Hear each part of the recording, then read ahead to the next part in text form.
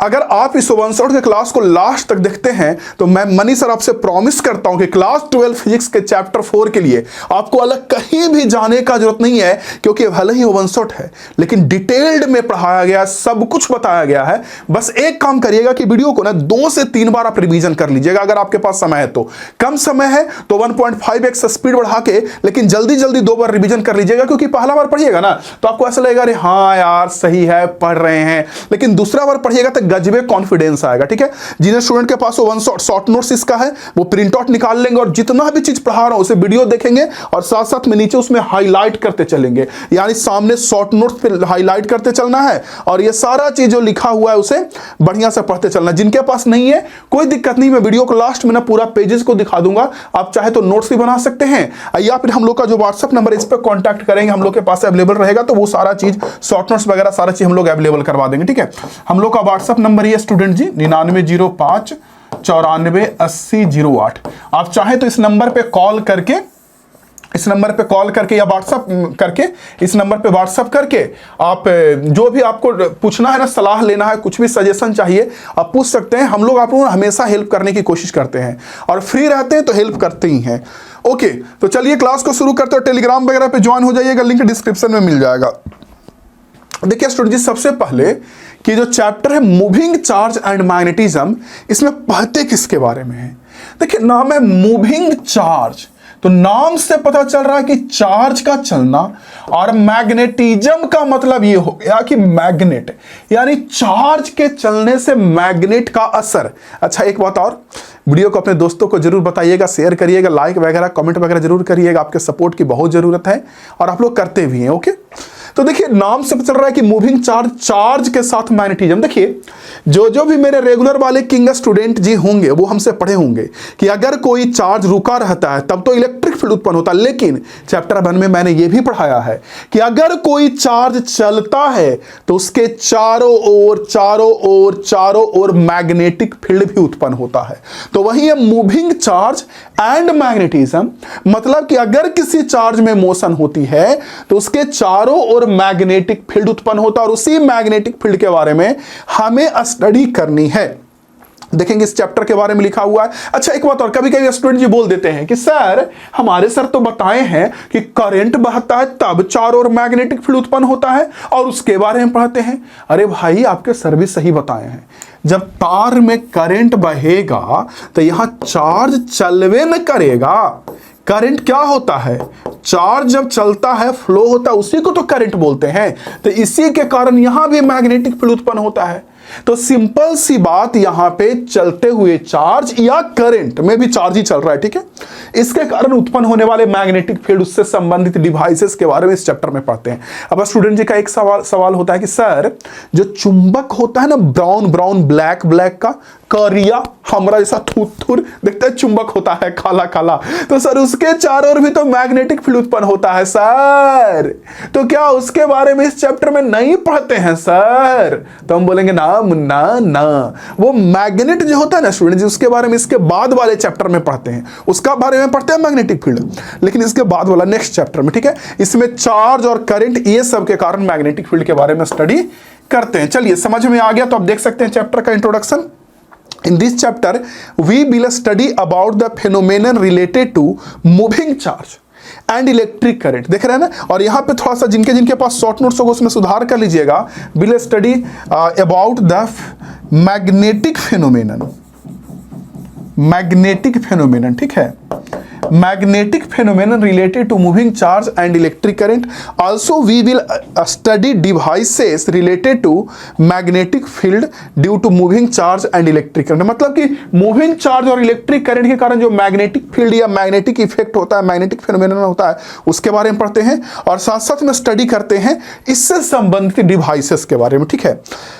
अब चलिए यहां से चैप्टर शुरू। देखिए सबसे पहले ये चैप्टर शुरू होता है बच्चा जी स्टार्ड एक्सपेरिमेंट से। आज स्टूडेंट जी बोलते हैं सर वो स्टार्ड एक्सपेरिमेंट क्या है? तो देखिए सबसे पहले वो वैज्ञानिक स्टड ही थे जो बताए थे कि अगर किसी तार में करंट बहेगा ना तो उसके चारों ओर मैग्नेटिक फील्ड उत्पन्न होगा, चुंबकीय क्षेत्र उत्पन्न होगा। वो स्टड, हालांकि आज तो आपके मनी सर बता दिए ना भाई कि तार में जब करंट बहेगा तो वहां चार्ज चलता है, और चैप्टर 1 में आपके मनी सर पढ़ाए हैं, अच्छे से पढ़ाए हैं कि जब चार्ज चलता है, चार्ज जब मोशन में होता है तो उसके चारों ओर मैग्नेटिक फील्ड उत्पन्न होती है। तो करंट भी बह रहा है तो वहां भी चार्ज चल रहा है, इसीलिए वहां भी मैग्नेटिक फील्ड उत्पन्न हो रही है ना। लेकिन वो स्टड के समय वो सब चीज नहीं पता था, तो स्टड सबसे पहले एक्सपेरिमेंट से बताए थे कि किसी तार में करंट बहाएंगे तो मैग्नेटिक फील्ड उत्पन्न होगा। देखो स्टड का एक्सपेरिमेंट क्या था, स्टड से क्या किया था, एक बैटरी ले लिया, ठीक है, और बैटरी लेकर के इससे के जरिए तार में वो करंट बहा दिया, ऐसे करके तार में करंट बहा दिया। ऐसे देखिए यहां रजिस्टर लगा दी और ऐसे बैटरी ले ली और ऐसे करके तार में वो करंट बहा दिया, ठीक है। तो ऑब्वियसली बैटरी के प्लस से माइनस की ओर इलेक्ट्रिक करंट ऐसे फ्लो होगा, ऐसे जाएगा। अब पता नहीं उनके दिमाग में क्या आया, उस स्टड सर के दिमाग में कि अचानक से इस तार के नजदीक में ना कैंपस निडल रख दिए, जो चुंबकीय सुई होता है ना, मैग्नेटिक निडल कैंपस, उसको रख दिए। तो जब इसको रखे तो देखे कि अचानक से जो कंपास है ना, ये जो सीधा था ये ऐसे मुड़ गया, इसका सुई जो निडल है कंपास का वो ऐसे मुड़ गया, यानी ऐसे मुड़ गया। उन्होंने कहा ओ माय गॉड, मतलब कंपास निडल में दो पोल होता है, एक नॉर्थ एक साउथ, और जैसे ही रखे ऐसे और करंट बहाए तो देखे कि ऐसे मुड़ गया। उनके दिमाग में आया भाई बा, ये जो निडल है ये तो मैग्नेट का बना हुआ है, और अगर मैग्नेट मुड़ रहा है इसका मतलब मैग्नेट पे फोर्स लग रहा होगा, है ना। बिना फोर्स के तो मैग्नेट मुड़ेगा नहीं है स्टूडेंट जी, मेरी बात को आप समझ रहे होंगे अच्छे से। तो इसमें फोर्स लग रहा होगा, और इसमें अगर फोर्स लग रहा है तो पक्का क्या इस तार के चारों ओर मैग्नेटिक फील्ड उत्पन्न हो रहा है क्या। और हाँ, उनको लगा कि भाई जब रख दिए निडल को और इस पे फोर्स लग रहा है और मुड़ रहा है और ये मैग्नेट का बना हुआ है, तो भाई साहब मैग्नेट पे तो फोर्स किसी दूसरे मैग्नेट या किसी दूसरे मैग्नेट के मैग्नेटिक फील्ड के कारण ही लगता है ना। तो उनको आइडिया लगा कि ऐसा तो नहीं कि इस तार के चारों ओर मैग्नेटिक फील्ड उत्पन्न हो रहा है। इसको और सही से सिद्ध करने के लिए, एकदम बिल्कुल निश्चिंत होने के लिए कि यही सो रहा, उन्होंने क्या किया, करंट का डायरेक्शन पलट दिया। डायरेक्शन जो था करंट का उन्होंने उल्टा कर दिया। ओके, देखिए ऐसे। तो जब डायरेक्शन उल्टा कर दिया तो उन्होंने क्या देखा कि एक सेकंड कि अब जो करंट, अब एक सेकंड, हाँ 1 सेकंड स्टूडेंट जी, हाँ उन्होंने क्या देखा कि अब भाई बा करंट तो उल्टा बहने लगेगा। बैटरी का पहले इधर था तो प्लस से माइनस ऐसे बहा, अब बैटरी का प्लस इधर है तो प्लस से माइनस करंट ऐसे बहेगा। देखिए तो जब वो निडल रखे तो वो क्या देखे कि जो सीधा निडल हम ऐसे रखे थे पहले ऐसे, है ना, और जैसे करंट हम उल्टा कर दिए तो वो क्या देख रहे हैं कि ये ऐसे मुड़ गया, ये निडल देख लीजिए ऐसे, यानी जो नॉर्थ पोल इधर था स्टूडेंट जी वो इधर आ गया, और साउथ पोल जो यहां था वो यहां आ गया। देखिए ऐसे ऐसे मुड़ गया। उनको लगा अच्छा पक्का ये जो मैग्नेटिक फील्ड उत्पन्न हो रहा है या फिर मैग्नेट पे जो फोर्स लग रहा है या जिस चीज के कारण मैग्नेट पे फोर्स लग रहा है वो एक करंट वे के कारण हो रहा है। डायरेक्शन पलट दिए तो सुई जो ऐसे मुड़ रहा था वो सुई ऐसे मुड़ गया उल्टा डायरेक्शन में, और श्योर होने के लिए उन्होंने क्या किया कि करंट को 0 कर दिया। देखिए कि सुइया फिर जो मुड़ा हुआ था सीधा हो गया, करंट की वैल्यू और बढ़ाई तो सुई और मुड़ा। तो यहां से स्टड सर बता दिए कि जब किसी तार में करंट बहाते हैं तो उसके चारों ओर मैग्नेटिक फील्ड उत्पन्न होता है। और यह पता कैसे चला, जब बगल में किसी दूसरे मैग्नेटिक निडल को या कंपास को रखते हैं तो इस कंपास के सुई पर फोर्स लगता है, और चूंकि यह सुई मैग्नेट का बना हुआ है और इस पे फोर्स लग रहा है तो यह बात साफ हो जाती है स्टूडेंट जी कि इसी के कारण चारों ओर मैग्नेटिक फील्ड उत्पन्न हो रहा है, यानी यह तरवे मैग्नेट का काम कर रहा है और वहीं इस पे फोर्स लगा रहा है। ठीक है, चलिए देखिए स्टार्ट एक्सपेरिमेंट में स्टार्ट showed by experiment that when electric current flows through a wire a magnetic field is generated around it. Okay, इसके चारों ओर मैग्नेटिक फील्ड उत्पन्न होता है and it could move a nearby magnet, और नजदीक में रखेंगे मैग्नेट तो उसको ये मूव कर सकता है। ठीक है, the presence of magnetic field at a point around a current carrying wire can be detected by help of compass needle. ठीक है, कंपास निडल से डिटेक्ट कर सकते हैं। चलिए आगे देखिए। अब ये तो हम बता दिए कि तार में करंट बहेगा तो चारों ओर मैग्नेटिक फील्ड उत्पन्न होगा। तो अब बात है कि मनी सर मैग्नेटिक फील्ड क्या है, और मैग्नेटिक फील्ड की तरह क्या सर जैसे इलेक्ट्रिक फील्ड में इलेक्ट्रिक लाइन ऑफ फोर्स होता था, क्या यहां भी मैग्नेटिक लाइन ऑफ फोर्स होता है? एकदम होता है। पहले आप मैग्नेटिक फील्ड समझिए। देखिए, जैसे मैग्नेटिक फील्ड उत्पन्न किस किस चीज के कारण होगा? अगर कोई चार्ज चलेगा तब उत्पन्न होगा, अगर कहीं करंट बहेगा तब उत्पन्न होगा, या मैग्नेट रहेगा तब चारों ओर मैग्नेटिक फील्ड उत्पन्न होगा। ठीक है, तो मैग्नेटिक फील्ड ना इन सब के चारों ओर का एक ऐसा जगह होता है, मतलब कि कोई मैग्नेट है तो उसके चारों ओर मैग्नेटिक फील्ड उत्पन्न हुआ, तो वो एक ऐसा एरिया होता है जहां पे मैग्नेटिक फील्ड उत्पन्न होता है, जिसमें अगर कोई दूसरा मैग्नेट को रखा जाए तो वो मैग्नेट पे मैग्नेटिक इफेक्ट देखने को मिलता है। जैसे इसके मैग्नेटिक फील्ड में अगर इस मैग्नेट को रखेंगे तो ये मैग्नेट इस पे फोर्स लगाएगा, या फिर ये वाला मैग्नेट इस पे फोर्स लगाएगा, मैग्नेटिक इफेक्ट देखने को मिलता है, फोर्स लगाना या अन्य चीजें जो होती है। ठीक है, तो उसी एरिया को बोलते हैं हम लोग मैग्नेटिक फील्ड। अब भाई साहब, मैग्नेटिक फील्ड के डायरेक्शन को जो दिखाने का हम लोग जुगाड़ लगाते हैं ना, उसी को बोलते हैं मैग्नेटिक लाइन ऑफ फोर्स। जैसे समझिए मैं क्या बोल रहा हूं, आपको अच्छे से पता है, बढ़िया से पता है कि जैसे एग्जांपल के लिए देखिए, यहां पे मान लीजिए मैग्नेटिक फील्ड इधर है। ठीक है, मैग्नेटिक फील्ड का डायरेक्शन यहां पे इधर है, मैग्नेटिक फील्ड यहां पे इधर है स्टूडेंट जी, यहां पे मैग्नेटिक फील्ड इधर है स्टूडेंट जी, यहां पे मैग्नेटिक फील्ड इधर है स्टूडेंट जी, यहां पे मैग्नेटिक फील्ड इधर है, देख लीजिए यहां पे मैग्नेटिक फील्ड इधर, यहां पे इधर, देख रहे हैं। तो मान लीजिए स्टूडेंट जी कि मैग्नेटिक फील्ड का ये डायरेक्शन है, और वैसे यहां भी मैग्नेटिक फील्ड का डायरेक्शन ये है, यहां भी ये है, यहां भी ये है, यहां भी मैग्नेटिक फील्ड का डायरेक्शन ये है, यहां भी मैग्नेटिक फील्ड का डायरेक्शन ये, देख रहे हैं आप मैंने क्या क्या बोल दिया।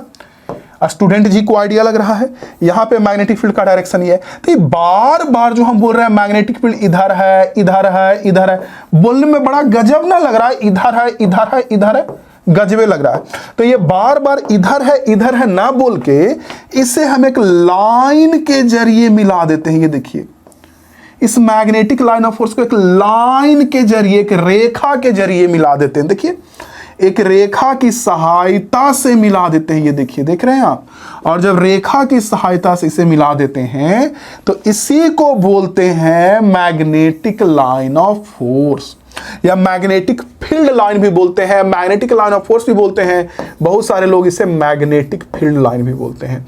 तो मैग्नेटिक फील्ड लाइन कुछ नहीं है स्टूडेंट जी, सिर्फ मैग्नेटिक फील्ड के डायरेक्शन को दिखाने का देसी जुगाड़ है।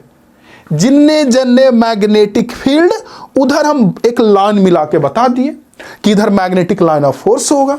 ओके, तो मैग्नेटिक फील्ड भी आप चाहें तो पढ़ सकते हैं, मैग्नेटिक लाइन ऑफ फोर्स भी पढ़ सकते हैं। देखिए, magnetic field is the region around a magnetic material, magnetic material के चारों ओर भी हो सकता है, और ए मूविंग इलेक्ट्रिक चार्ज, उसके चारों ओर भी हो सकता है, with in which the force of magnetism acts. It is a vector field in the neighbourhood of a magnet, electric current और चेंजिंग इलेक्ट्रिक फील्ड। कहीं इलेक्ट्रिक फील्ड चेंज होता है तो भी मैग्नेटिक फील्ड उत्पन्न होता है। ठीक है, ओके। चलिए, मैग्नेटिक लाइन ऑफ फोर्स देखिए, magnetic line of force is an imaginary line. ये इमेजिनरी लाइन होता है, रियली में होता नहीं है ना। जने जने मैग्नेटिक फील्ड होता है ना, उधर बस एक लाइन मिला के बता देते हैं कि इन्ने ने मैग्नेटिक फील्ड गेलो, नहीं कि वहां कोई लाइन बाइन होता है। ठीक है, तो magnetic line of force is an imaginary line representing the direction of magnetic field such that the tangent at any point is the direction of field vector at that point। जहां जहां tangent खींचेंगे वो magnetic field का direction बताएगा। जैसे line इधर है और आपसे कहेगा कि कोई यहां पे मैग्नेटिक फील्ड किधर हुआ, तो ऑब्वियस ही बात इधर टेंजेंशियल होगा। यहां पे कोई कहेगा तो इधर फील्ड होगा, यहां पे इधर फील्ड होगा, यहां पे इधर फील्ड होगा। किसी भी पॉइंट पे टेंजेंट समझते हैं ना, स्पर्श रेखा, तो सट करके पार करे। ठीक है, चलिए स्टूडेंट जी, अब हमको मैग्नेटिक लाइन ऑफ फोर्स का कुछ कुछ प्रॉपर्टी देखना है, जो कि आपको पता है सारा प्रॉपर्टी। बोर्ड एग्जाम में 2 नंबर में पूछ सकता है कि 4 गो प्रॉपर्टी बताइए, आधा आधा नंबर का पूछ सकता है, 2 नंबर में, 1 नंबर में भी। ऑब्जेक्टिव भी डिपेंड करता है कि कैसा क्वेश्चन पूछ रहा है। ठीक है, देखिए सबसे पहला, the tangent at any point on field line gives the direction of magnetic field at that point. मतलब फील्ड लाइन पे जो टेंजेंट है स्टूडेंट जी, जैसे ये फील्ड लाइन है, ऐसे मैग्नेटिक फील्ड लाइन है ये। ठीक है, तो इस पर जो खींचा गया टेंजेंट है, ये देखिए टेंजेंट, वो एक्चुअली में हमको मैग्नेटिक लाइन ऑफ फोर्स के डायरेक्शन को बताएगा। जैसे यहां पे बात करें, इधर मैग्नेटिक लाइन ऑफ फोर्स, यहां पे बात करें, इधर मैग्नेटिक लाइन ऑफ फोर्स, यहां पे बात करें, इधर मैग्नेटिक लाइन ऑफ फोर्स, यहां पे बात करें, इधर मैग्नेटिक लाइन ऑफ फोर्स। ठीक है, देख लीजिए, यहां पे बात करें, इधर मैग्नेटिक लाइन ऑफ फोर्स, यहां पे बात करें, इधर मैग्नेटिक लाइन ऑफ फोर्स, यहां पे बात करें। यानी जिधर जिधर मैग्नेटिक लाइन ऑफ फोर्स जाएगा उस पर जो हम टेंजेंट खींच देंगे वही डायरेक्शन देगा मैग्नेटिक फील्ड का। ठीक है, अगला क्या है कि जानते हैं मैग्नेटिक लाइन ऑफ फोर्स या मैग्नेटिक फील्ड तो मैग्नेट के कारण भी उत्पन्न होता है। तो अगर हमारे पास कोई मैग्नेट है ना स्टूडेंट जी, जैसे कोई मैग्नेट हमारे पास है, ठीक है, तो आपको पता होगा कि मैग्नेट में दो पोल्स होते हैं, एक नॉर्थ पोल और एक साउथ पोल। तो जो मैग्नेटिक, मान लीजिए नॉर्थ पोल है, ठीक है, और ये साउथ पोल है, ठीक है, तो जो magnetic line of force magnet के बाहर ना नॉर्थ पोल से साउथ पोल में जाता है। देखिए नॉर्थ से ऐसे निकलेगा मैग्नेटिक फील्ड और ऐसे घूम करके किस में जाएगा, वो साउथ में जाएगा। अच्छा, उसके बाद साउथ से घूमते हुए फिर से स्टूडेंट जी नॉर्थ ही में आ जाता है। ये देखिए, देखिए नॉर्थ से साउथ में जाएगा और साउथ से घूमते हुए फिर से नॉर्थ में आएगा। जबकि इलेक्ट्रिक लाइन ऑफ फोर्स ऐसा नहीं होता था। इलेक्ट्रिक लाइन ऑफ फोर्स प्लसवा से निकलता था, अब माइनसवा पे जाके खत्म, लौटता नहीं था। ये लौटता है, ये रिटर्न करता है। देखिए, देख रहे हैं आप, मैंने क्या क्या बोल दिया। और वैसे इधर भी बाहर नॉर्थ से निकलेगा ऐसे, हम तो चले ससुराल जी हमको ना रोको टुई, हम तो चले ससुराल जी हमको ना रोको टुई, हम तो चले ससुराल जी हमको ना रोको टुई। आप देख रहे हैं मैंने क्या बोली, क्या बोला, समझ रहे हैं आप, ऐसे करके, ठीक है। अब ये मत बोलिएगा कि सर समझ गए आप बोले टुई, है ना, ऐसे। तो ये भी याद रखिएगा कि मैग्नेट के बाहर magnetic line of force north pole से निकलता है और घूम के साउथ में जाता है, जबकि मैग्नेट के अंदर साउथ से नॉर्थ जाता है। देखिए, magnetic line of force flows from the south pole to north pole within the magnet, magnet के अंदर साउथ से north, and north pole to south pole in outside, outside में नॉर्थ से south और अंदर में साउथ से north. ठीक है, चलिए अगला प्रॉपर्टी नेक्स्ट देख लीजिए। क्या है स्टूडेंट जी कि मैग्नेटिक लाइन ऑफ फोर्स ना हमेशा बच्चा जी क्लोज लूप बनाता है। देखिए, इलेक्ट्रिक लाइन ऑफ फोर्स कभी क्लोज लूप नहीं बनाता था, वो प्लस से स्टार्ट होता था, माइनस पे जाके स्वाहा खत्म, उसका लौटने का कोई चांस ही नहीं था। जैसे किसी का दिल जब बहुत ज्यादा टूट जाएगा तो जिंदगी में दोबारा नहीं लौटेगा, चल जाएगा तो। लेकिन मैग्नेटिक लाइन ऑफ फोर्स लौटता है, वो जाएगा नॉर्थ से साउथ, साउथ से फिर आएगा नॉर्थ, ऐसे वो लौटता है, इसलिए हमेशा क्लोज लूप बनाता है। तो इलेक्ट्रिक लाइन ऑफ फोर्स और मैग्नेटिक लाइन ऑफ फोर्स में एक तरह का समझ लीजिए तो एक डिफरेंस भी है। ये देखिए, देख रहे हैं, हमेशा ये क्लोज लूप बनाएगा, देख रहे हैं आप ऐसे, ओके। जबकि इलेक्ट्रिक लाइन ऑफ फोर्स कभी भी बंद लूप नहीं बनाता था, ये हमेशा बंद लूप बनाता है। ठीक है, अगला कि दो मैग्नेटिक लाइन ऑफ फोर्स कभी भी एक दूसरे को कट नहीं करता, कभी भी नहीं, क्योंकि अगर कट कर दिया तो कटिंग पॉइंट पे ना एक नहीं बल्कि दो दो तरफ मैग्नेटिक फील्ड पॉसिबल होगा। देखिए, इस लाइन के अनुसार, मान लीजिए ये लाइन कट कर दिया यहां पे, तो जहां कट किया तो इस लाइन के अनुसार इधर मैग्नेटिक फील्ड पॉसिबल होगा, मैग्नेटिक फील्ड को बी से दिखाते हैं, और इस लाइन के अनुसार इधर मैग्नेटिक फील्ड पॉसिबल होगा, और एक ही जगह पे मैग्नेटिक फील्ड दो दो तरफ संभव नहीं है, कोई एक के तरफ संभव होगा। ठीक है, अगला स्टूडेंट जी कि जहां मैग्नेटिक लाइन ऑफ फोर्स ज्यादा गढ़ा है, मैग्नेटिक लाइन ऑफ फोर्स की संख्या जहां ज्यादा डेंस है, या मैग्नेटिक लाइन ऑफ फोर्स की संख्या की डेंसिटी जहां ज्यादा है, वहां मैग्नेटिक फील्ड का स्ट्रेंथ भी ज्यादा होगा।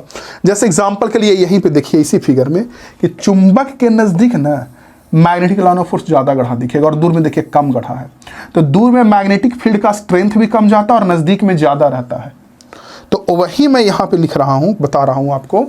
जैसे एग्जांपल के लिए देखिए, मैं एक डायग्राम ड्रॉ करता हूं, ये देखिए ऐसे ऐसे ऐसे ऐसे ऐसे ऐसे ऐसे ऐसे, है ना।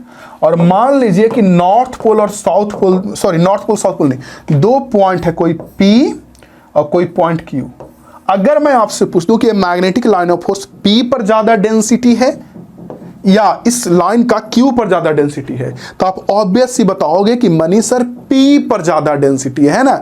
तो अगर P पर ज्यादा डेंसिटी है इसलिए P पर मैग्नेटिक फील्ड ज्यादा होगा और Q पर मैग्नेटिक फील्ड कम स्ट्रेंथ का होगा, समझे। तो वही ये वाला पॉइंट लिखा हो, चाहे तो आप पढ़ सकते हैं, हालांकि अंतिम एक बार मैं पेज दिखा दूंगा, जिनके पास शॉर्ट नोट्स नहीं ना वो रोक करके आराम से बना भी सकते हैं पूरा के पूरा। चलिए आगे देखिए। अब देखिए स्टार सर तो ये बात बता दिए कि तार में करंट बहेगा भाई तो चारों ओर मैग्नेटिक फील्ड उत्पन्न होगा। भाई स्टार सर बता दिया ना कि करंट बहेगा तो चारों ओर मैग्नेटिक फील्ड उत्पन्न होगा। तो मैग्नेटिक फील्ड का डायरेक्शनमा का होगा वो बताए मैक्सवेल सर, जिनका नियम का नाम है Maxwell right hand thumb rule. Maxwell क्या कहे ना कि देखो तार में करंट बहाओगे मैग्नेटिक फील्ड उत्पन्न होगा, और मैग्नेटिक फील्ड हमेशा क्लोज लूप बनाता है। तो इन्होंने कहा कि मैग्नेटिक फील्ड का डायरेक्शन निकालने का निंजा तरीका बताता हूं। इन्होंने कहा कि जिधर भी करंट बह रहा है तार में, उधर दाहिना हाथ के अंगूठा को रखो। जैसे अगर मान के चलिए इस फिगर में तार में करंट ऊपर बह रहा है तो दाहिना हाथ के अंगूठा को ऊपर रखिए, राइट हैंड का, ठीक है। अब बाकी ये 4 उंगली जिधर जिधर घूमेगा ना वही मैग्नेटिक फील्ड का डायरेक्शन होगा। जैसे इस जगह पे बात करो, इस जगह पे तो 4 उंगली देखिए इधर घूमेगा, इधर मैग्नेटिक फील्ड इधर होगा। यहां पे बात करो तो इधर से आके 4 उंगली इधर घूमेगा तो मैग्नेटिक फील्ड इधर होगा।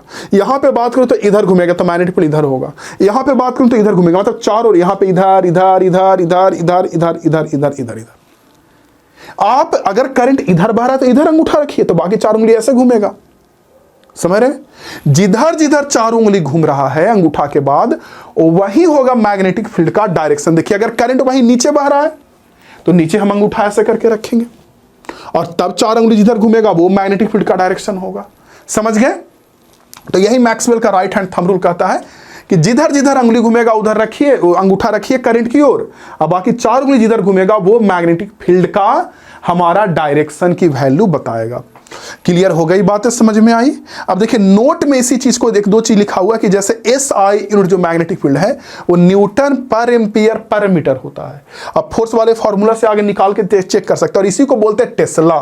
तो मैग्नेटिक फील्ड का यूनिट ज्यादा फेमस है टेस्ला, टी से दिखाते हैं। CGS यूनिट इसका गॉस होता है, और मैग्नेटिक फील्ड का जो डायमेंशन होता है स्टूडेंट जी ये होता है m का पावर -2, ये सब देख रहे हैं आप। तो मैग्नेटिक फील्ड का डायमेंशन ये होता है स्टूडेंट, ठीक है। और 1 टेस्ला जो होता है वो 10 के पावर 4 गॉस के बराबर होता है। CGS में जो टेस्ला हुआ ना वो 10 के पावर 4 गॉस के बराबर होता है। तो कई बार ना स्टूडेंट जी एग्जाम में पूछ देता है क्वेश्चन, कई बार पूछ देता है कि 1 टेस्ला में कितना गॉस होगा या 1 गॉस में कितना टेस्ला होगा, तो ये ध्यान रखिएगा, ठीक है। चलिए अब देखिए बायो-सेवर्ट्स लॉ, देखिए ये क्या है। जैसे तार में करंट बहेगा तो मैग्नेटिक फील्ड उत्पन्न होगा, इसके बारे में स्टार्ट सर बता दिए। मैग्नेटिक फील्ड का डायरेक्शन क्या होगा आपके मैक्सवेल सर बता दिए। अब बायो-सेवर्ट्स सर आए बताए कि भाई मैग्नेटिक फील्ड का कुछ वैल्यू भी तो होगा, 2 टेस्ला 0.5 टेस्ला 0.1 टेस्ला कुछ तो होगा। तो ये मैग्नेटिक फील्ड का मैग्नीट्यूड बताते हैं बायो-सेवर्ट्स लॉ। अब बायो-सेवर्ट्स जो वैज्ञानिक थे, ये 2 वैज्ञानिक है बायो-सेवर्ट्स, इन्होंने क्या कहा कि भाई मेरे नियम से तुम मैग्नेटिक फील्ड तो निकाल लोगे, तार के कारण कंडक्टर में जो करंट बह रहा है उसके कारण तो निकाल लोगे मैग्नेटिक फील्ड, लेकिन मेरे नियम में कमी है।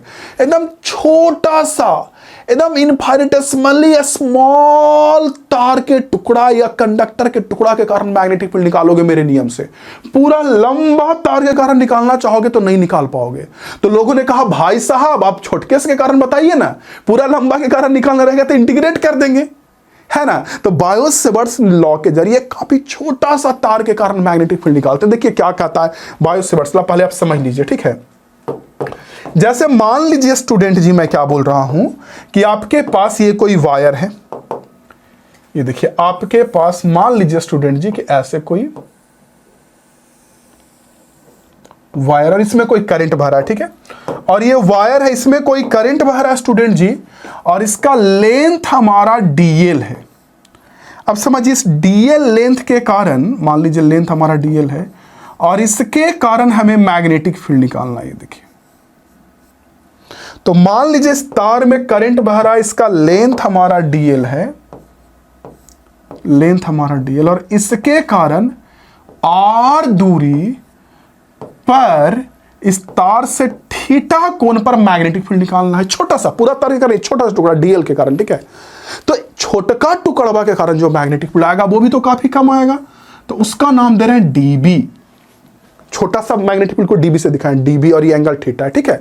तो होता क्या है, देखिए होता क्या स्टूडेंट जी, और इसमें मान लीजिए कि करंट हमारा I ऐसे बह रहा है तार में, तो क्या आपको लग रहा है ऐसा कि ये जो मैग्नेटिक फील्ड होगा ये I का डायरेक्टली प्रोपोर्शनल? मुझे तो लग रहा है, मुझे लग रहा है कि तार में जितना ज्यादा करंट बहेगा, जितना ज्यादा, उतना ही ज्यादा मैग्नेटिक फील्ड उत्पन्न होगा। आपको फील हो रहा है तो आपको बताना है, क्योंकि आपको समझना है ना भाई, मुझे तो समझ में आ ही रहा है कि जितना ज्यादा तरवा में करंटवा बहेगा उतना ज्यादा ही मैग्नेटिक फील्ड उत्पन्न होगा। तो मैग्नेटिक फील्ड I का डायरेक्टली प्रोपोर्शनल होता है। मैग्नेटिक फील्ड जो होता है ये करंट I का डायरेक्टली प्रोपोर्शनल होता है, ठीक है। दूसरा, आपको ये लग रहा है कि तार का लंबाई जितना बड़ा लेंगे उतना ज्यादा मैग्नेटिक फील्ड होगा, लंबा तार रहेगा तो और ज्यादा मैग्नेटिक फील्ड। तो जो छोटा सा टुकड़ा जो डीएल है ना, इसका भी डायरेक्टली प्रोपोर्शनल होता है ये मैग्नेटिक फील्ड डीबी, इसका भी, आई का भी, साथ साथ में डीएल का भी स्टूडेंट जी, ठीक है।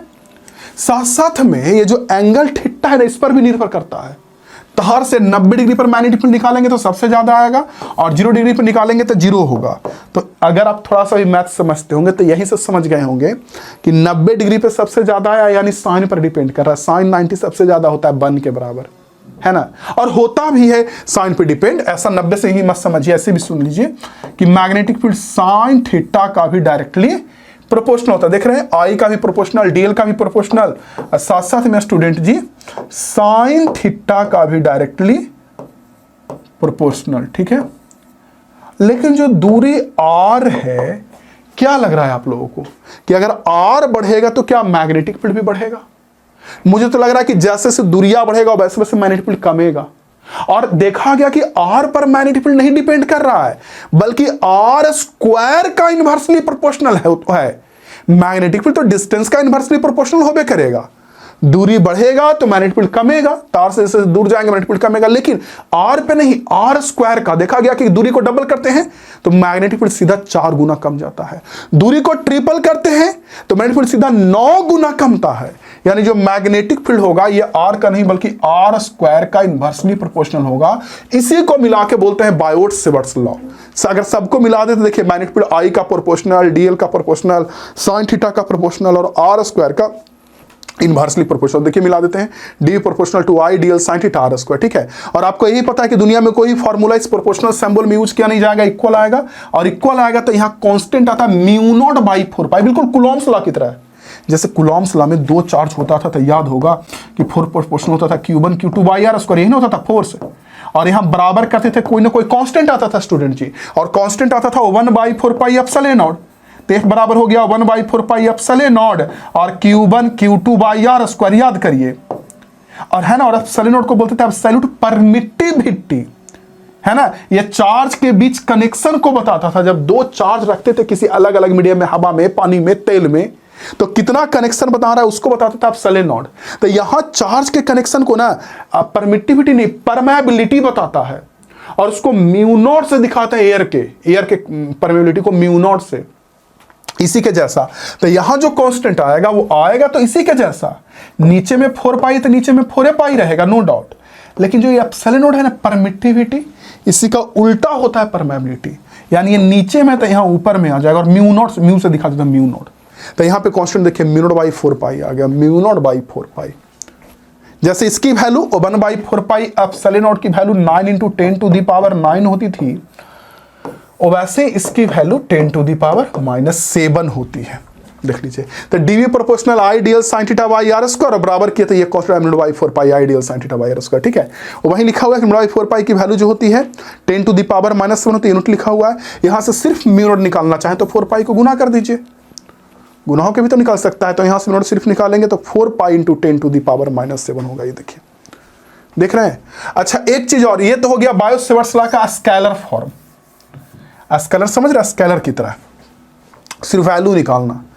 इसी को कई बार ना वेक्टर की तरह लिखा हुआ रहेगा, मतलब कि जो मैग्नेटिक फील्ड है एक्चुअली में है तो वेक्टर क्वांटिटी ना, तो फॉर्मूला में ही वेक्टर रूप में लिखा रहता है। तो थोड़ा सा स्टूडेंट कंफ्यूज हो जाते हैं क्या कि देखिए जैसा स्केलर में वैसा ही वेक्टर में होगा, थोड़ा सा चेंजिंग के साथ कि डीबी यहाँ है तो यहाँ डीबी वेक्टर लिख देंगे, mu naught by 4 pi, mu naught by 4 pi, आई है तो आई रहेगा। लेकिन जो डीएल साइन थीटा है उसके जगह पे डीएल क्रॉस आर कैप, ये देखिए आर कैप एक्चुअली में स्टूडेंट ऐसे आर कैप है, तो डीएल क्रॉस आर कैप रहेगा, नीचे में आर स्क्वायर। ये होता है वेक्टर फॉर्म में, डीएल वेक्टर है, अक्रॉस आर कैप है, ये देखिए ऐसा कुछ है। रुकिए मैं छोटा करके, नहीं दिख रहा था, DL vector across R cap, ठीक है। हाँ, कंफ्यूजन कहां होगा या गलती कहां होगा? कंफ्यूजन या गलती यहां होगा कि कई बार देखा गया कि डीएल क्रॉस आर कैप के जगह पर DL vector cross R vector लिखा हुआ रहेगा। तो जब डीएल क्रॉस आर वेक्टर आता है तो नीचे में आर क्यूब आ जाता है स्टूडेंट, नीचे में फिर आर क्यूब आ जाएगा। तो ये थोड़ा सा कन्फ्यूजन में होता है, इसमें देख लीजिएगा कि आर कैप रहेगा तो नीचे में आर स्क्वायर और आर वेक्टर रहता है तो आर क्यूब। तो ये हुआ बायोट-सेवर्ट्स लॉ। याद रखेंगे कि छोटा सा टुकड़ा के कारण जो मैग्नेटिक फील्ड डीबी आएगा वो आई का, डीएल का, थीटा का डायरेक्टली और आर स्क्वायर का इनवर्सली, जो कि यहां लिखा हुआ है, आप देख लीजिएगा। 3-4 गो पॉइंट है बायोट-सेवर्ट्स लॉ के बारे में, पढ़ लीजिए और फिर उसका एप्लीकेशन पढ़ेंगे, उसका यूज। एक्चुअली जब डिटेल कोर्स पढ़ते हैं ना तो जो एप्लीकेशन बायोट-सेवर्ट्स लॉ का उसे प्रूव करना पड़ता है। हर बोर्ड एग्जाम में आता है वो प्रूव करने वाला, अच्छे से आता है, रगड़ रगड़ के पूछता है बेटा। लेकिन यहाँ तो अब प्रूव तो नहीं देखेंगे, लेकिन हाँ फॉर्मूला जो प्रूव करने के बाद आएगा वो देखेंगे, उससे क्वेश्चन आता है, न्यूमेरिकल में आता है, ऑब्जेक्टिव में आता है, सब्जेक्टिव में आता है। ठीक है, तो 3-4 गो पॉइंट है। सबसे पहला, Biot-Savart's law can not be proved experimentally because it is not possible to have a current carrying conductor of a small length dl। कह रहा है कि बायोट-सेवर्ट्स लॉ को एक्सपेरिमेंटली प्रूव नहीं कर सकते क्योंकि काफी छोटा सा लेंथ जो dl है ले पाना संभव नहीं है, ये कह रहा है। दूसरा कह रहा है कि लाइक कुलॉम्स लॉ, जैसे कुलॉम्स लॉ में याद होगा तो कुलॉम्स लॉ जो होता है ये इनवर्स स्क्वायर लॉ को फॉलो करता है, यानी कि आर स्क्वायर का इनवर्सली प्रोपोर्शनल। बायोट-सेवर्ट्स लॉ भी स्टूडेंट जी इनवर्स स्क्वायर लॉ को ही फॉलो करता है, आर स्क्वायर का इनवर्सली प्रोपोर्शनल। देखिए तो वही कह रहा है कि like Coulomb's law in electrostatics Biot-Savart's law also obeys inverse square law. ठीक है, एक पॉइंट और है कि जो मैग्नेटिक फील्ड का जो डायरेक्शन होगा, यहां जो मैग्नेटिक फील्ड आया इस तार के कारण या डीएल के कारण जो मैग्नेटिक फील्ड डीबी आया, ये जो आई डीएल है ना, इधर आर है ना, इससे जो प्लेन बन रहा है, यानी ये बोर्ड वाला प्लेन, सिंपल सी बात, ये बोर्ड वाला प्लेन। ठीक है, तो बोर्ड वाले प्लेन पे परपेंडिकुलर रहेगा अंदर की ओर, मतलब कहने का मतलब यहां मैग्नेटिक फील्ड ऐसे अंदर की ओर आएगा। नहीं तो आप चेक भी कर सकते हैं, अगर आप ऐसे अंगूठा रखेंगे Maxwell right hand thumb rule से, देखिए 4 उंगली अंदर जा रहा है, तो यहाँ पे मैग्नेटिक फील्ड अंदर की ओर होगा, अंदर की ओर, यानी कि दोनों के प्लेन पे परपेंडिकुलर होगा। वही लिखा हुआ है तीसरा में, the direction of DB vector is perpendicular to the plane containing I DL and R vector. ठीक है, और अगला है कि बायोट-सेवर्ट्स लॉ ना सिमेट्रिकल करंट के लिए अप्लाई होता है। सिमेट्रिकल समझते हैं, मतलब बराबर तरह से करंट बह रहा है उसके लिए। ठीक है, ओके, अब बायोट-सेवर्ट्स लॉ का एप्लीकेशन यूज देखते हैं कि क्या क्या यूज है। देखिए 3 यूज पढ़ना होता है स्टूडेंट जी, यानी 3 चीजों के कारण मैग्नेटिक फील्ड प्रूव करना पढ़ना होता है। बायोट-सेवर्ट्स लॉ का एप्लीकेशन क्या हो सकता है, मैग्नेटिक फील्ड की वैल्यू प्रूव करना। तो 3 चीज के कारण मैग्नेटिक फील्ड प्रूव करना होता है। देखिए सबसे पहला कि जैसे कोई करंट कैरिंग लूप है तो इसके सेंटर पे मैग्नेटिक फील्ड क्या होगा। दूसरा, कोई करंट कैरिंग लूप है तो इसके एक्सिस पर, सेंटर नहीं, एक्सिस समझते हैं ऐसे अंदर बाहर, या लूप को अगर ऐसे दिखाते हैं, ऐसे दिखाइएगा तो ऐसे एक्सिस पे मैग्नेटिक फील्ड क्या होगा। और नेक्स्ट, अगर कोई लंबा छड़ है, रड है या करंट कैरिंग वायर है, उसके कारण मैग्नेटिक फील्ड क्या होगा। ये 3 एप्लीकेशन देखना होता है, तीनों को हम एक एक करके अच्छे से बता देते हैं। ठीक है ना, देखिए पहला एप्लीकेशन, देखिए एप्लीकेशन ऑफ बायोट-सेवर्ट्स लॉ, सबसे पहला magnetic field at the centre of current carrying loop. अगर हमारे पास कोई करंट कैरिंग लूप ऐसे है, देखिए करंट बहने वाला कोई लूप है स्टूडेंट जी, जिसमें करंट बह रहा हो, तो इसके सेंटर पे कितना मैग्नेटिक फील्ड आएगा, ये हम लोग पढ़ते हैं बायोट-सेवर्ट्स लॉ से निकालते हैं। देखिए इस तार में करंट बह रहा है, इस तार में करंट बह रहा है, इस तार में करंट बह रहा है, इस तार में करंट बह रहा है, इस तार में करंट बह रहा है, इस तार में करंट बह रहा है, इस तार में करंट बह रहा है, देख लो। और बीच में बच्चा जी है हमारा सेंटर से, ट्विंग सेंटर बीच में है ना, और यहीं पर मैग्नेटिक फील्ड निकालना है। तो पहले तो मैग्नेटिक फील्ड का अगर हम शेप देखें, आकार, तो इधर से मैग्नेटिक फील्ड निकलेगा और अंदर जाएगा प्लेन में, इधर से निकलेगा और अंदर जाएगा। कैसे? तो मैक्सवेल का राइट हैंड थंब रूल, ये हाथ मुझे दे दे ठाकुर, क्या कहता है कि जिधर करंट भरा उधर अंगूठा रखेंगे और ये 4 उंगली जिधर जाएगा वो मैग्नेटिक फील्ड का डायरेक्शन होगा। तो क्या होगा, यहाँ पे 4 उंगली इधर से निकलेगा, इधर जाएगा, ये देखिए 4 उंगली इधर से निकलेगा, अंदर जाएगा, यानी मैग्नेटिक फील्ड का ऐसा शेप होता है। देखिए इधर से निकलेगा 4 उंगली इसमें जाएगा, देख लीजिए आप, इधर से निकलेगा 4 उंगली इसमें जाएगा, देख रहे हैं आप, इधर से 4 उंगली निकलेगा इसमें जाएगा,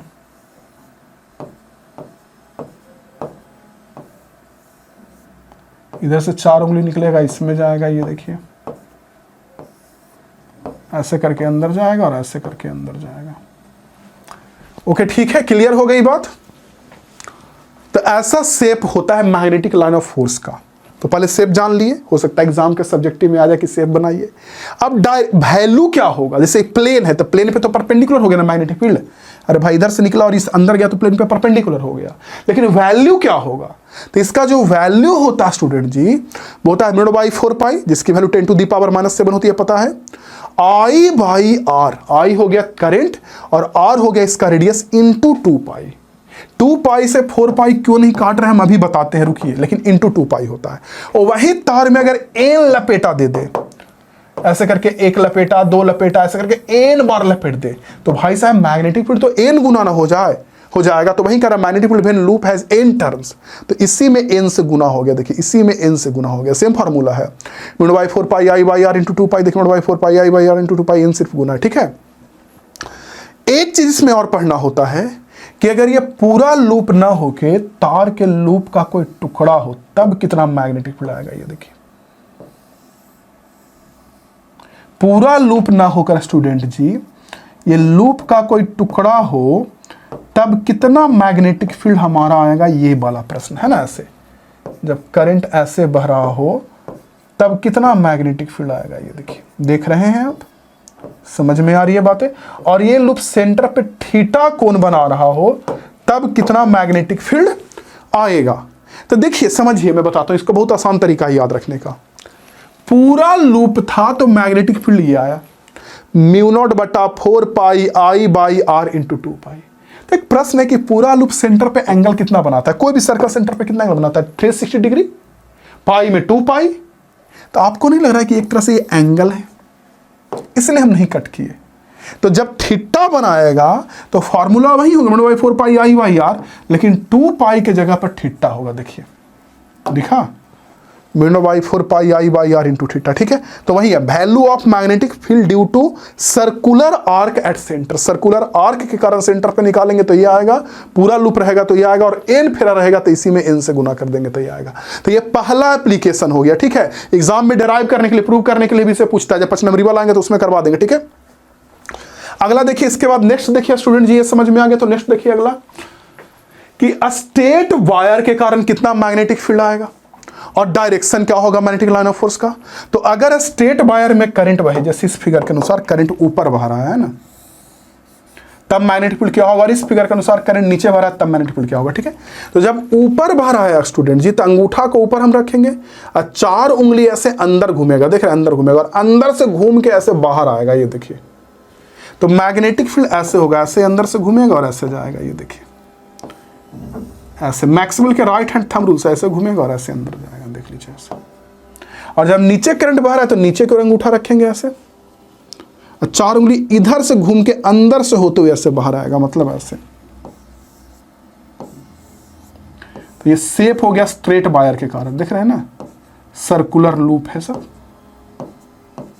स्ट्रेट वायर के कारण, ठीक है। चलिए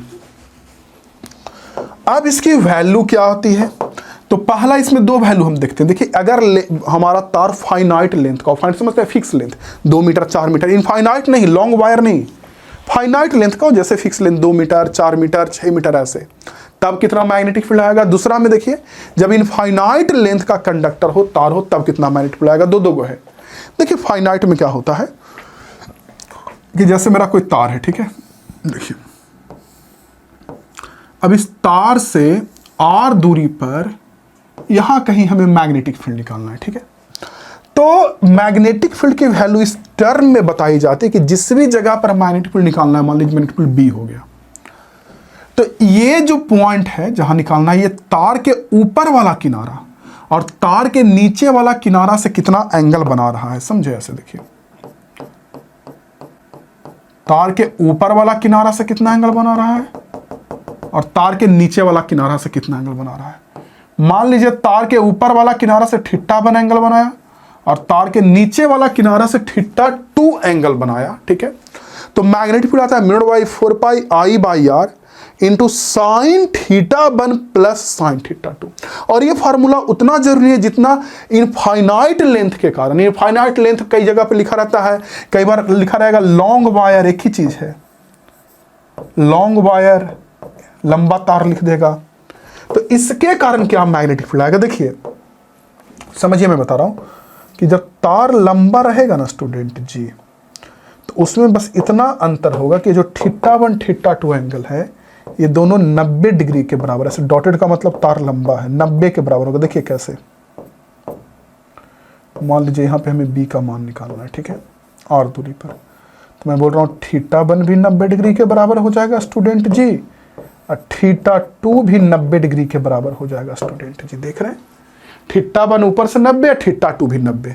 देखिए कैसे होगा 90, जैसे कि मान के चलिए तार है अभी, ठीक, या यहाँ पे दिखाता हूँ फिगर, देखिए तार है अभी, ठीक, इससे और दूरी पर यहाँ कहीं मैग्नेटिक फील्ड निकालना था, तो ये एंगल हो गया θ1, ऊपर से θ2। अच्छा, तार और अगर लंबा होगा तो ये एंगल और भी तो बढ़ेगा, तार अगर और लंबा होगा तो ये एंगल और भी तो बढ़ेगा, तार अगर और लंबा होगा तो ये एंगल और भी, ऐसे एंगल बढ़ते बढ़ते बढ़ते बढ़ते इनफाइनाइट तार के लिए ये एंगल 90 डिग्री के बराबर हो जाएगा।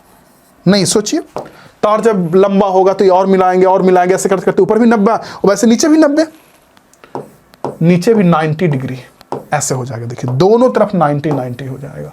तो जब इनफाइनाइट वायर की बात करते हैं तो θ1 भी 90, θ2 भी 90। तो अगर मैग्नेटिक फील्ड की वैल्यू V की वैल्यू मैं निकालूं, देखिए तो बढ़िया से पता है कि V की जो वैल्यू होगी, V की जो वैल्यू होगी, इसका वैल्यू आता है μ0/4π I/r, और में स्मॉल r लिख सकते हैं, ये दूरी कैपिटल R लिखा गया, ठीक है, sin θ1 प्लस sin θ2, तो θ1 भी हो गया 90 इनफाइनाइट के लिए, θ2 भी 90, यानी sin 90 प्लस sin 90, sin 90 भी 1, sin 90 भी 1, 1 2।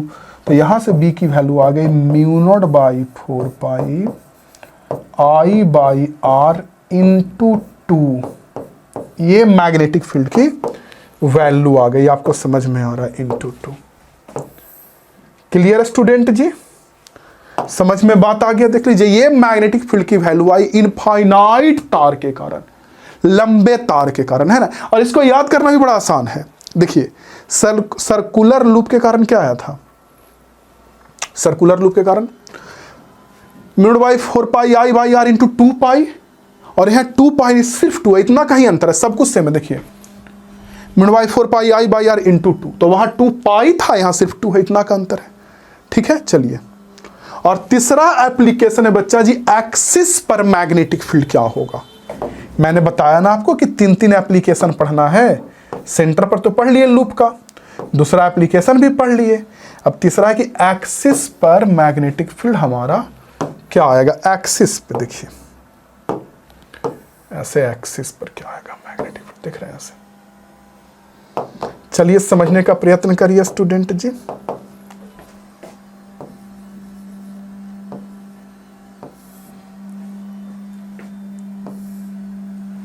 है ना ऐसे, और इसके मान लीजिए इसका रेडियस r है, कैपिटल R के बराबर है।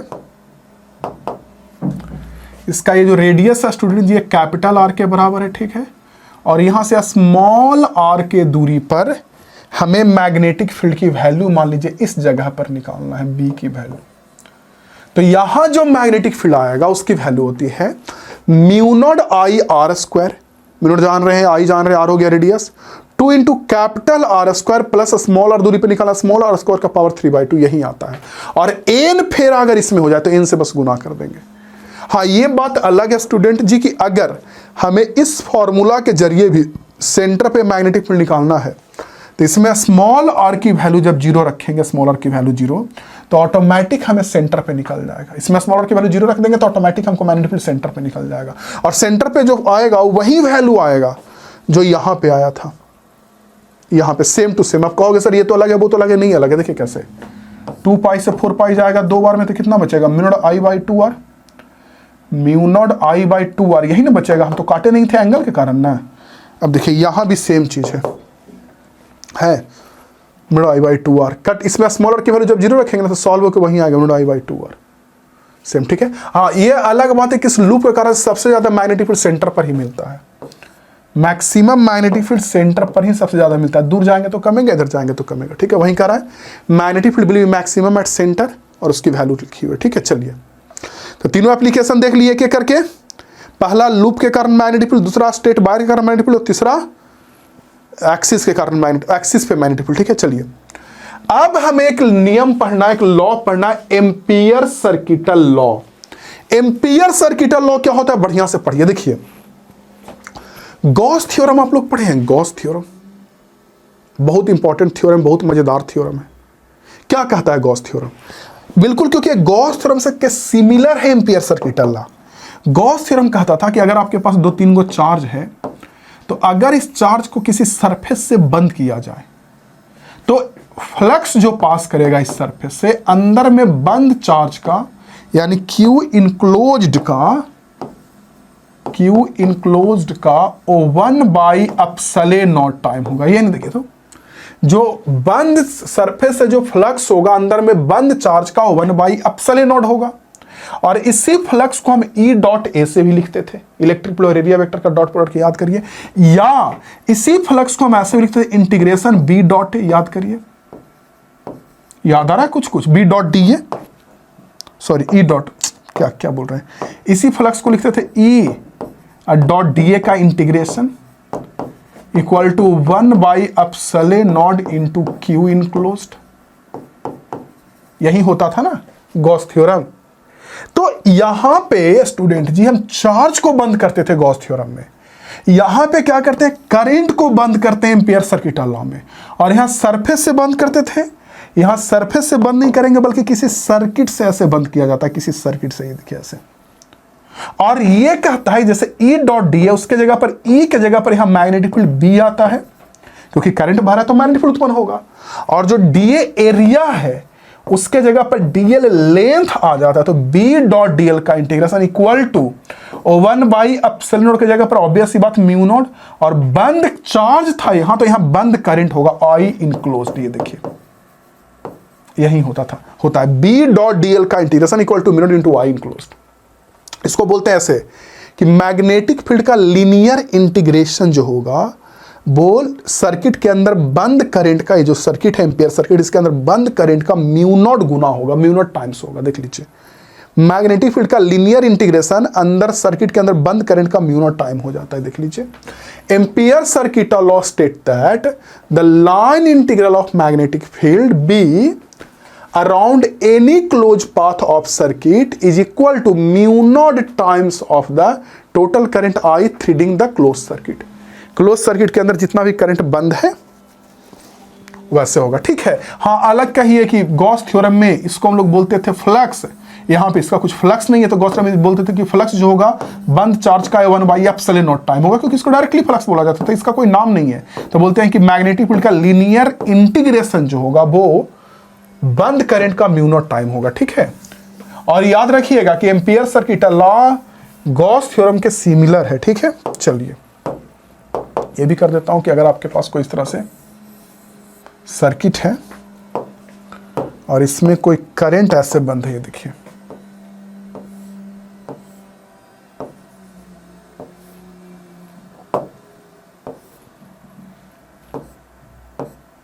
करंट आई, तो ये कहता है ये एम्पियर सर्किटल लॉ कि मैग्नेटिक फील्ड B का जो लीनियर इंटीग्रेशन होगा यानी B डॉट DL होगा, ये μ0 इंटू I इनक्लोज्ड के बराबर होगा। ये देखिए μ0 इंटू I इनक्लोज्ड के बराबर होगा। ये हो गया एम्पियर सर्किटल लॉ। चलिए ठीक है, ओके इस चीज को लिख देते हैं यहां पे एक लाइन के एम्पियर सर्किटल लॉ सिमिलर है गॉस थ्योरम के जैसा। ठीक है, आप लोग नोट्स में लिख लीजिए, जिनके पास शॉर्ट नोट्स है और जो हाईलाइट कर रहे हैं वहां लिख लीजिए साथ साथ में, एम्पियर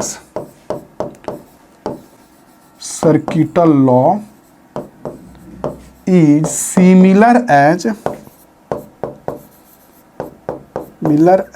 गॉस थ्योरम।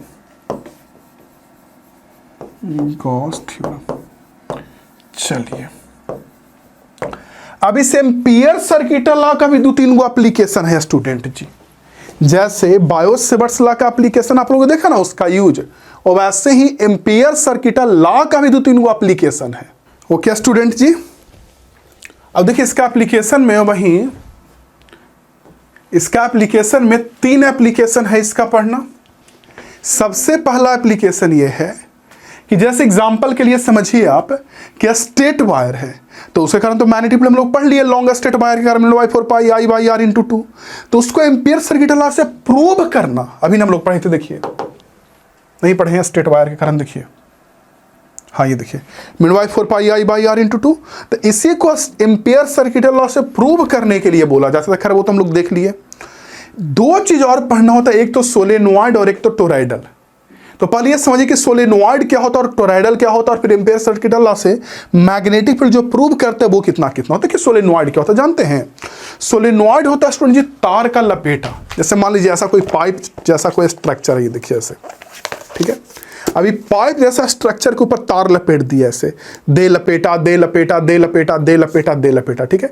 और एक तार दूसरे से ना इलेक्ट्रिकली कांटेक्ट में नहीं है, देखिए फिजिकली सटा हुआ दिख सकता है एक तार दूसरे के साथ, लेकिन करंट के मामले में सटा हुआ नहीं है, क्योंकि तार के ऊपर ना या तो प्लास्टिक रहता है लेयर, जैसे यहीं पे 2 तार है एग्जाम्पल के लिए, यहीं पे 2 तार, तो दोनों लग रहा है कि सटा हुआ है, देखिए, लेकिन सटा हुआ दोनों नहीं है।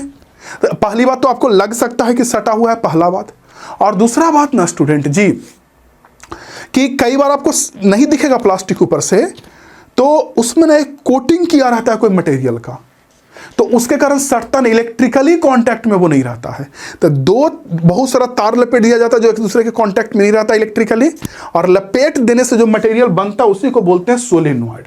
अब देखिए इसका यूज क्या है, क्या फायदा इसका है।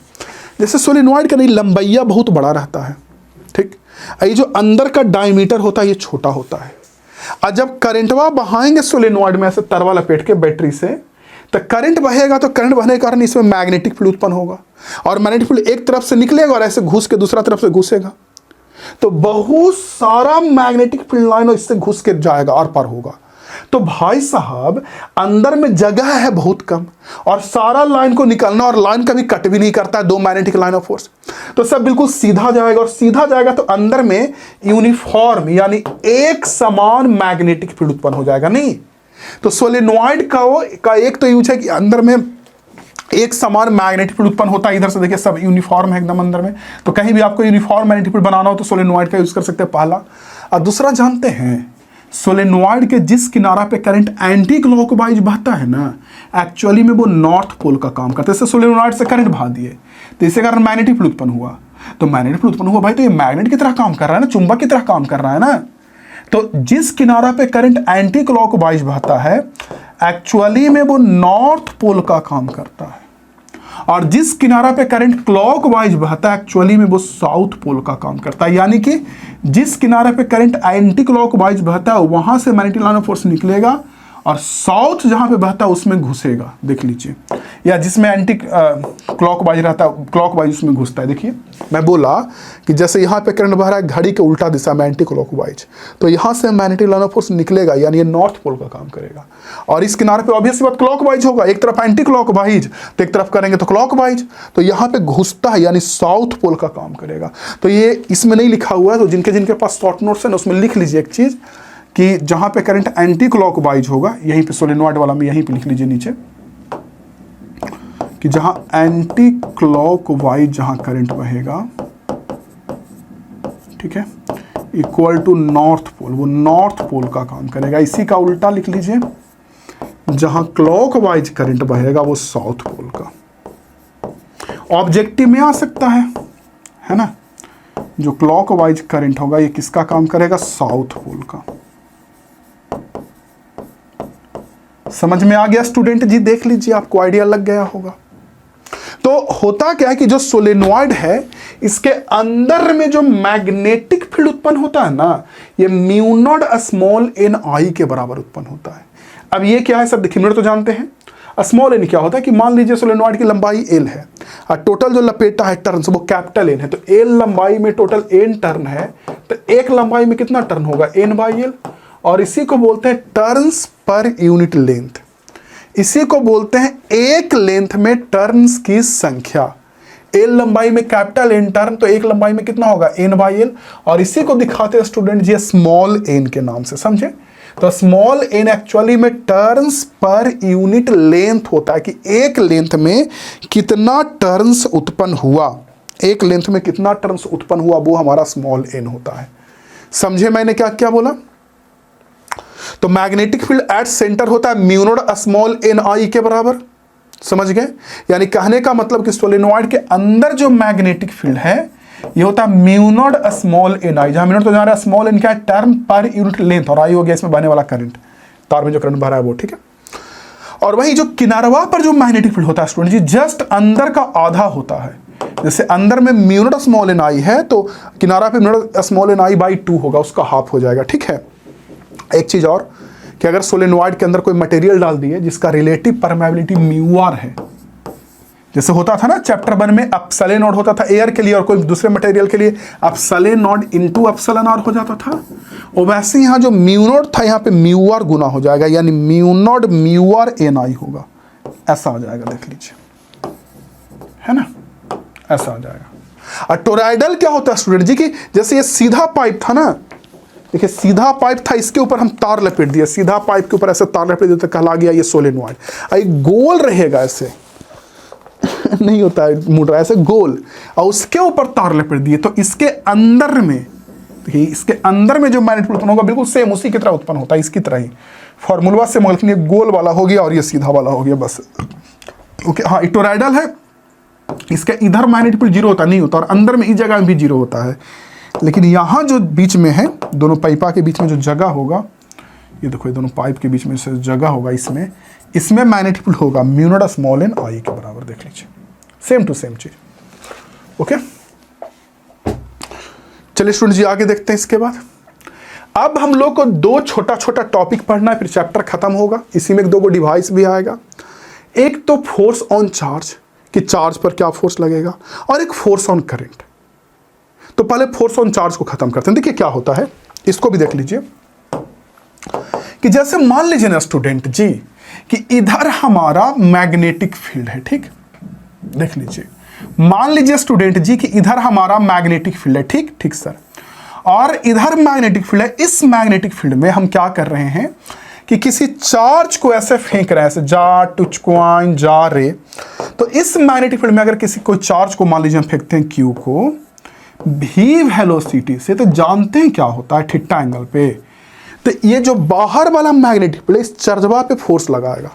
पूछिए सर कैसे, ये जो बाहर का मैग्नेटिक फील्ड बी है वो इस चार्ज फोर्स लगाएगा, पूछिए कैसे, देखिए कैसे लगाएगा। एक्चुअली में ये बाहर से मैग्नेटिक फील्ड है, चार्ज को फेंकेंगे तो ये चार्ज मोशन में आएगा, और आप तो पढ़े कि जब कोई चार्ज मोशन में रहता है तो उसके चारों ओर भी मैग्नेटिक फील्ड उत्पन्न होता है, इसलिए इसके चारों ओर भी मैग्नेटिक फील्ड उत्पन्न होगा। यानी ये चार्जवा भी मैग्नेट का काम करेगा, बाहर से ये भी मैग्नेट है, तो एक मैग्नेट दूसरे पर फोर्स लगाता है, और लगने वाला जो फोर्स होता है स्टूडेंट जी वो क्यू यानी चार्ज का डायरेक्टली प्रोपोर्शनल होता है। और आप अंदर से भी सोच सकते हैं कि हाँ मनी सर जितना ज्यादा चार्ज रहेगा उतना ज्यादा फोर्स लगेगा, तो क्यू का भी डायरेक्टली प्रोपोर्शनल जी, भी का भी जितना कस के फेंकेंगे उसका भी डायरेक्टली प्रोपोर्शनल, और बाहर वाला मैग्नेटिक फील्ड बी का भी, क्यू भी बी का, और थीटा में साइन थीटा का, क्योंकि 90 पर फेंका गया ना तो सबसे ज्यादा फोर्स लगता है, साइन 91 होता है मैक्सिमम, और मैग्नेटिक फील्ड की अलोंग या उसके अपोजिट फेंकेंगे तो कोई फोर्स नहीं लगेगा, 0, क्योंकि साइन 0 0 हो जाता है। तो वही होता है जो फोर्स होता है क्यू भी बी तीनों का डायरेक्टली और साइन थीटा का भी डायरेक्टली, ठीक है। तो वही लिखा हुआ कि when a charge is projected in magnetic field then force acts on charge particle by magnetic field if angle between velocity vector and of charge and magnetic field is theta then force on charge Q भी B sine theta के बराबर होगा, ठीक है। तो इस vector को लिख सकते हैं क्यू इंटू भी क्रॉस बी के बराबर। तो ये हो गया स्केलर फॉर्म में क्यू भी साइन थीटा, और वेक्टर फॉर्म में लिखना रहेगा तो क्यू हो गया क्यू, भी साइन थीटा को भी क्रॉस बी हम लोग लिख सकते हैं, ठीक है। तो ऐसे भी लिख सकते हैं। तो ये तो हो गया मोशन। अब जानते हैं इसमें 3 गो पढ़े, ये तो हो गया फोर्स, अब 3 गो पढ़ना है मोशन, कि जब चार्ज को मैग्नेटिक फील्ड के तरफ फेंकेंगे तब चार्ज का रास्ता कैसा होगा मोशन का, परपेंडिकुलर फेंकेंगे तब कैसा रास्ता होगा, तिरछे फेंकेंगे तब कैसा रास्ता होगा।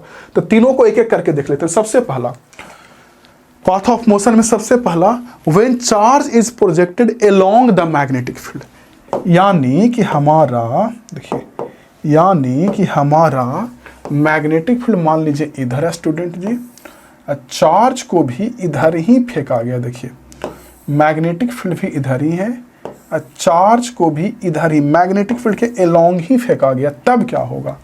देखिए मैं बता रहा हूँ कि जब चार्ज को मैग्नेटिक फील्ड के अलोंग फेंकेंगे ना तो चार्ज पे लगने वाला फोर्स हमारा 0 होगा। क्यों? क्योंकि चार्ज है, वेलोसिटी भी इधर स्टूडेंट जी, और मैग्नेटिक फील्ड भी इधर ही है स्टूडेंट जी, देख लीजिए। तो अगर इस मैग्नेटिक फील्ड के कारण चार्ज पे फोर्स निकालेंगे तो फोर्स का फार्मूला होता है Q V B sine theta student जी। तो क्यू वी बी थीटा के जगह पर 0 होगा, साइन 0। फोर्स का फॉर्मूला निकालेंगे तो होता है Q V B sine theta. तो क्यू वी बी और साइन 0 नहीं हो जाएगा। सोचिए, मैग्नेटिक फील्ड भी इधर और वेलोसिटी भी इधर, तो दोनों अगर एक तरफ है, देख लीजिए मैग्नेटिक फील्ड भी इधर और वेलोसिटी भी स्टूडेंट जी इधर, तो अगर दोनों एक तरफ है, दोनों एक तरफ है, तो मैग्नेटिक फील्ड और वेलोसिटी के बीच का एंगल 0 डिग्री होगा, तो इस पर कोई फोर्स नहीं लगेगा। समझे? तो अगर मैग्नेटिक फील्ड के अलोंग चार्ज को फेंकेंगे तो चार्ज पे कोई फोर्स नहीं लगेगा और चार्ज पे फोर्स 0 होगा। इसलिए जब फोर्सेज 0 है तो इसका path of motion straight line हो जाएगा ना। किसी भी चीज पे जब नेट फोर्स 0 हो तो वो बॉडी रुका हुआ है तो रुका रहता है, और चल रहा होता है तो कांस्टेंट वेलोसिटी से चलते रहता है। तो अगर यहां मैग्नेटिक फील्ड के लॉन्ग चार्ज को फेंके हैं तो इस पर तो कोई फोर्स नहीं लग रहा है। तो अगर फोर्स नहीं लग रहा था, अगर इसको 10 के स्पीड से फेंक देंगे तो 10 से सही से चलेगा। 10 से चले टुइया टुइया, 10 से चले टुइया, कांस्टेंट वेलोसिटी से आगे चलते रहेगा। समझ रहे हैं आप? तो ये हो गया पहला पाथ ऑफ मोशन। दूसरा, जब मैग्नेटिक फील्ड के परपेंडिकुलर फेंकेंगे तो इसमें सर्कुलर पाथ में घूमेगा। देखिए, इसको मैं बता देता हूं अच्छे से समझाने के लिए ना। मैग्नेटिक फील्ड को अंदर मान लेता हूं, प्लेन के अंदर, और अंदर के सिंबल को हम लोग क्रॉस से दिखाते हैं ना। चलिए देखिए, मान लेता हूं कि मैग्नेटिक फील्ड ऐसे अंदर है, इस प्लेन के अंदर है, ठीक है। देख लीजिए स्टूडेंट जी,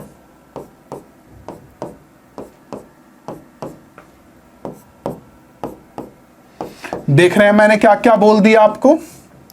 आइडिया लग रहा है स्टूडेंट जी? यस। तो मैग्नेटिक फील्ड ऐसे अंदर है, इसमें किसी चार्ज को हम फेंकते हैं ऐसे भी वेलोसिटी से।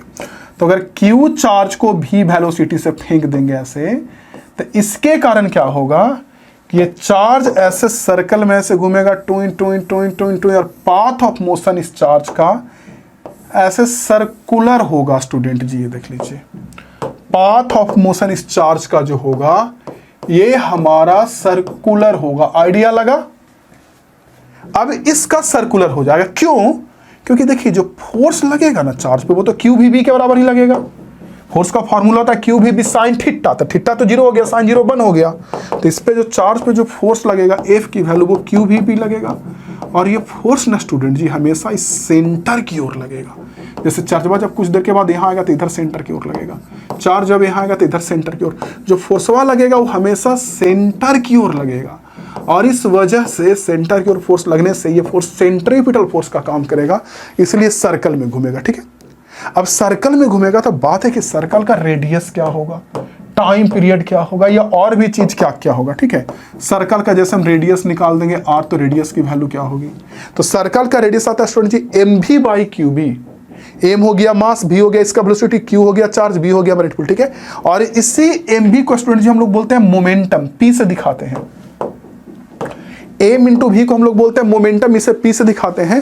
तो रेडियस होगा M V by Q B, C M B को पी से दिखाते तो पी बाई क्यू बी हो गया, रेडियस निकल गया। ठीक है, टाइम पीरियड निकालेंगे, घूमने का टाइम पीरियड की, घूमने का टाइम पीरियड कितना होगा, कितना देर में एक चक्कर काटेगा, तो वो हो जाएगा 2 पाई एम बाई क्यू बी, है ना।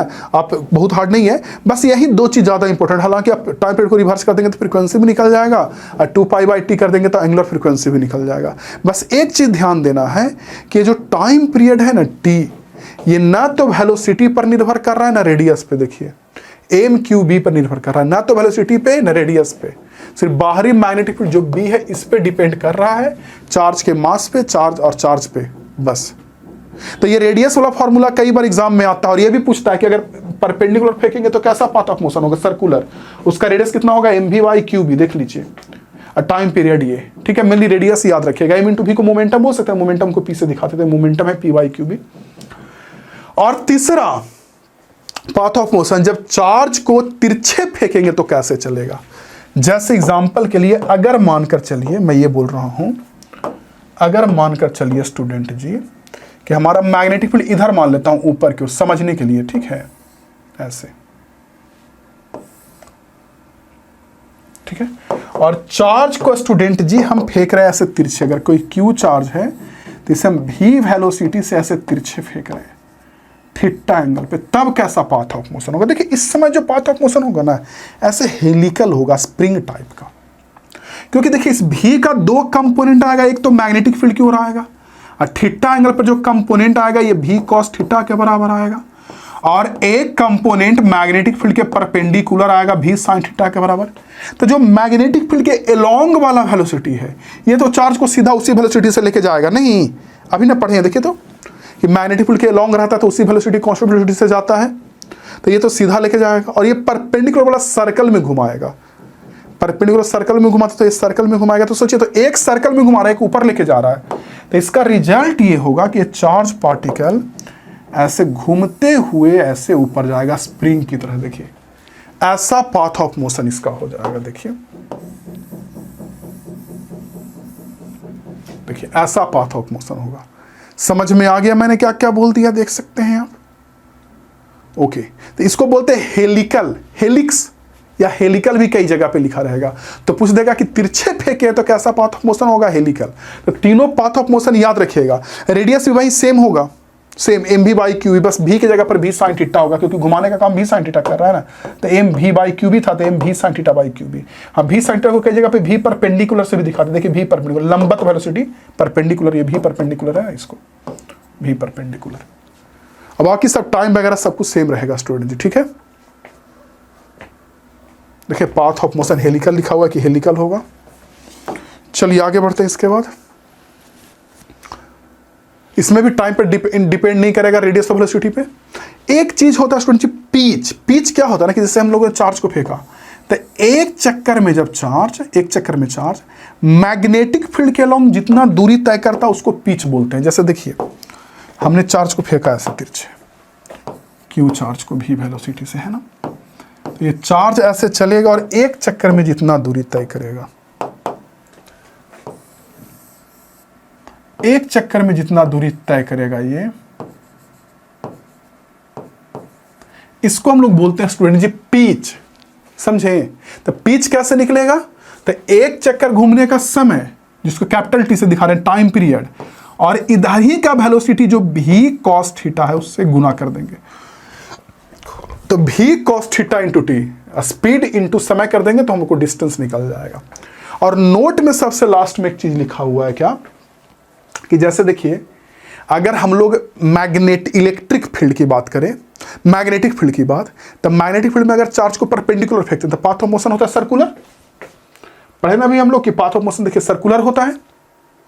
लेकिन इलेक्ट्रिक फील्ड में अगर चार्ज को परपेंडिकुलरली फेंकेंगे, इलेक्ट्रिक फील्ड के परपेंडिकुलर, तो पाथ ऑफ मोशन उसमें पाराबोलिक होगा। तो ये याद रखिएगा, इक्वेशन से मतलब नहीं है, लेकिन पाथ ऑफ मोशन पाराबोलिक होता है, ये याद रखिएगा। ऐसा नहीं कि आप पढ़ लिए और पता चला कि आप पढ़ लिए कुछ कि सर्कुलर होता है मैग्नेटिक फील्ड में, और क्वेश्चन में आ गया कि इलेक्ट्रिक फील्ड में परपेंडिकुलर फेंके हैं तब कैसा पाथ ऑफ मोशन होगा, तो वहां भी सर्कुलरले मार दिया और हो गया गलत, है ना। पाराबोलिक वहां होगा, ठीक है। चलिए अगला टर्म है स्टूडेंट जी लॉरेंज फोर्स। क्या होता है? देखिए लॉरेंज फोर्स इसी चार्ज में, जैसे मान के चलिए कहीं भी इलेक्ट्रिक फील्ड भी और मैग्नेटिक फील्ड भी है, ठीक है, और इसमें किसी चार्ज को फेंकें, कहीं भी दोनों के दोनों फील्ड अवेलेबल है, तो अगर हम चार्ज को फेंक दें, और मान लीजिए इधर मैग्नेटिक फील्ड है ऐसे, इलेक्ट्रिक फील्ड भी है स्टूडेंट जी, और मान लीजिए मैग्नेटिक फील्ड ऐसे है स्टूडेंट जी, देख लीजिए, तो कहीं इलेक्ट्रिक फील्ड भी और मैग्नेटिक फील्ड है, और इसमें किसी चार्ज को फेंक दिए हैं।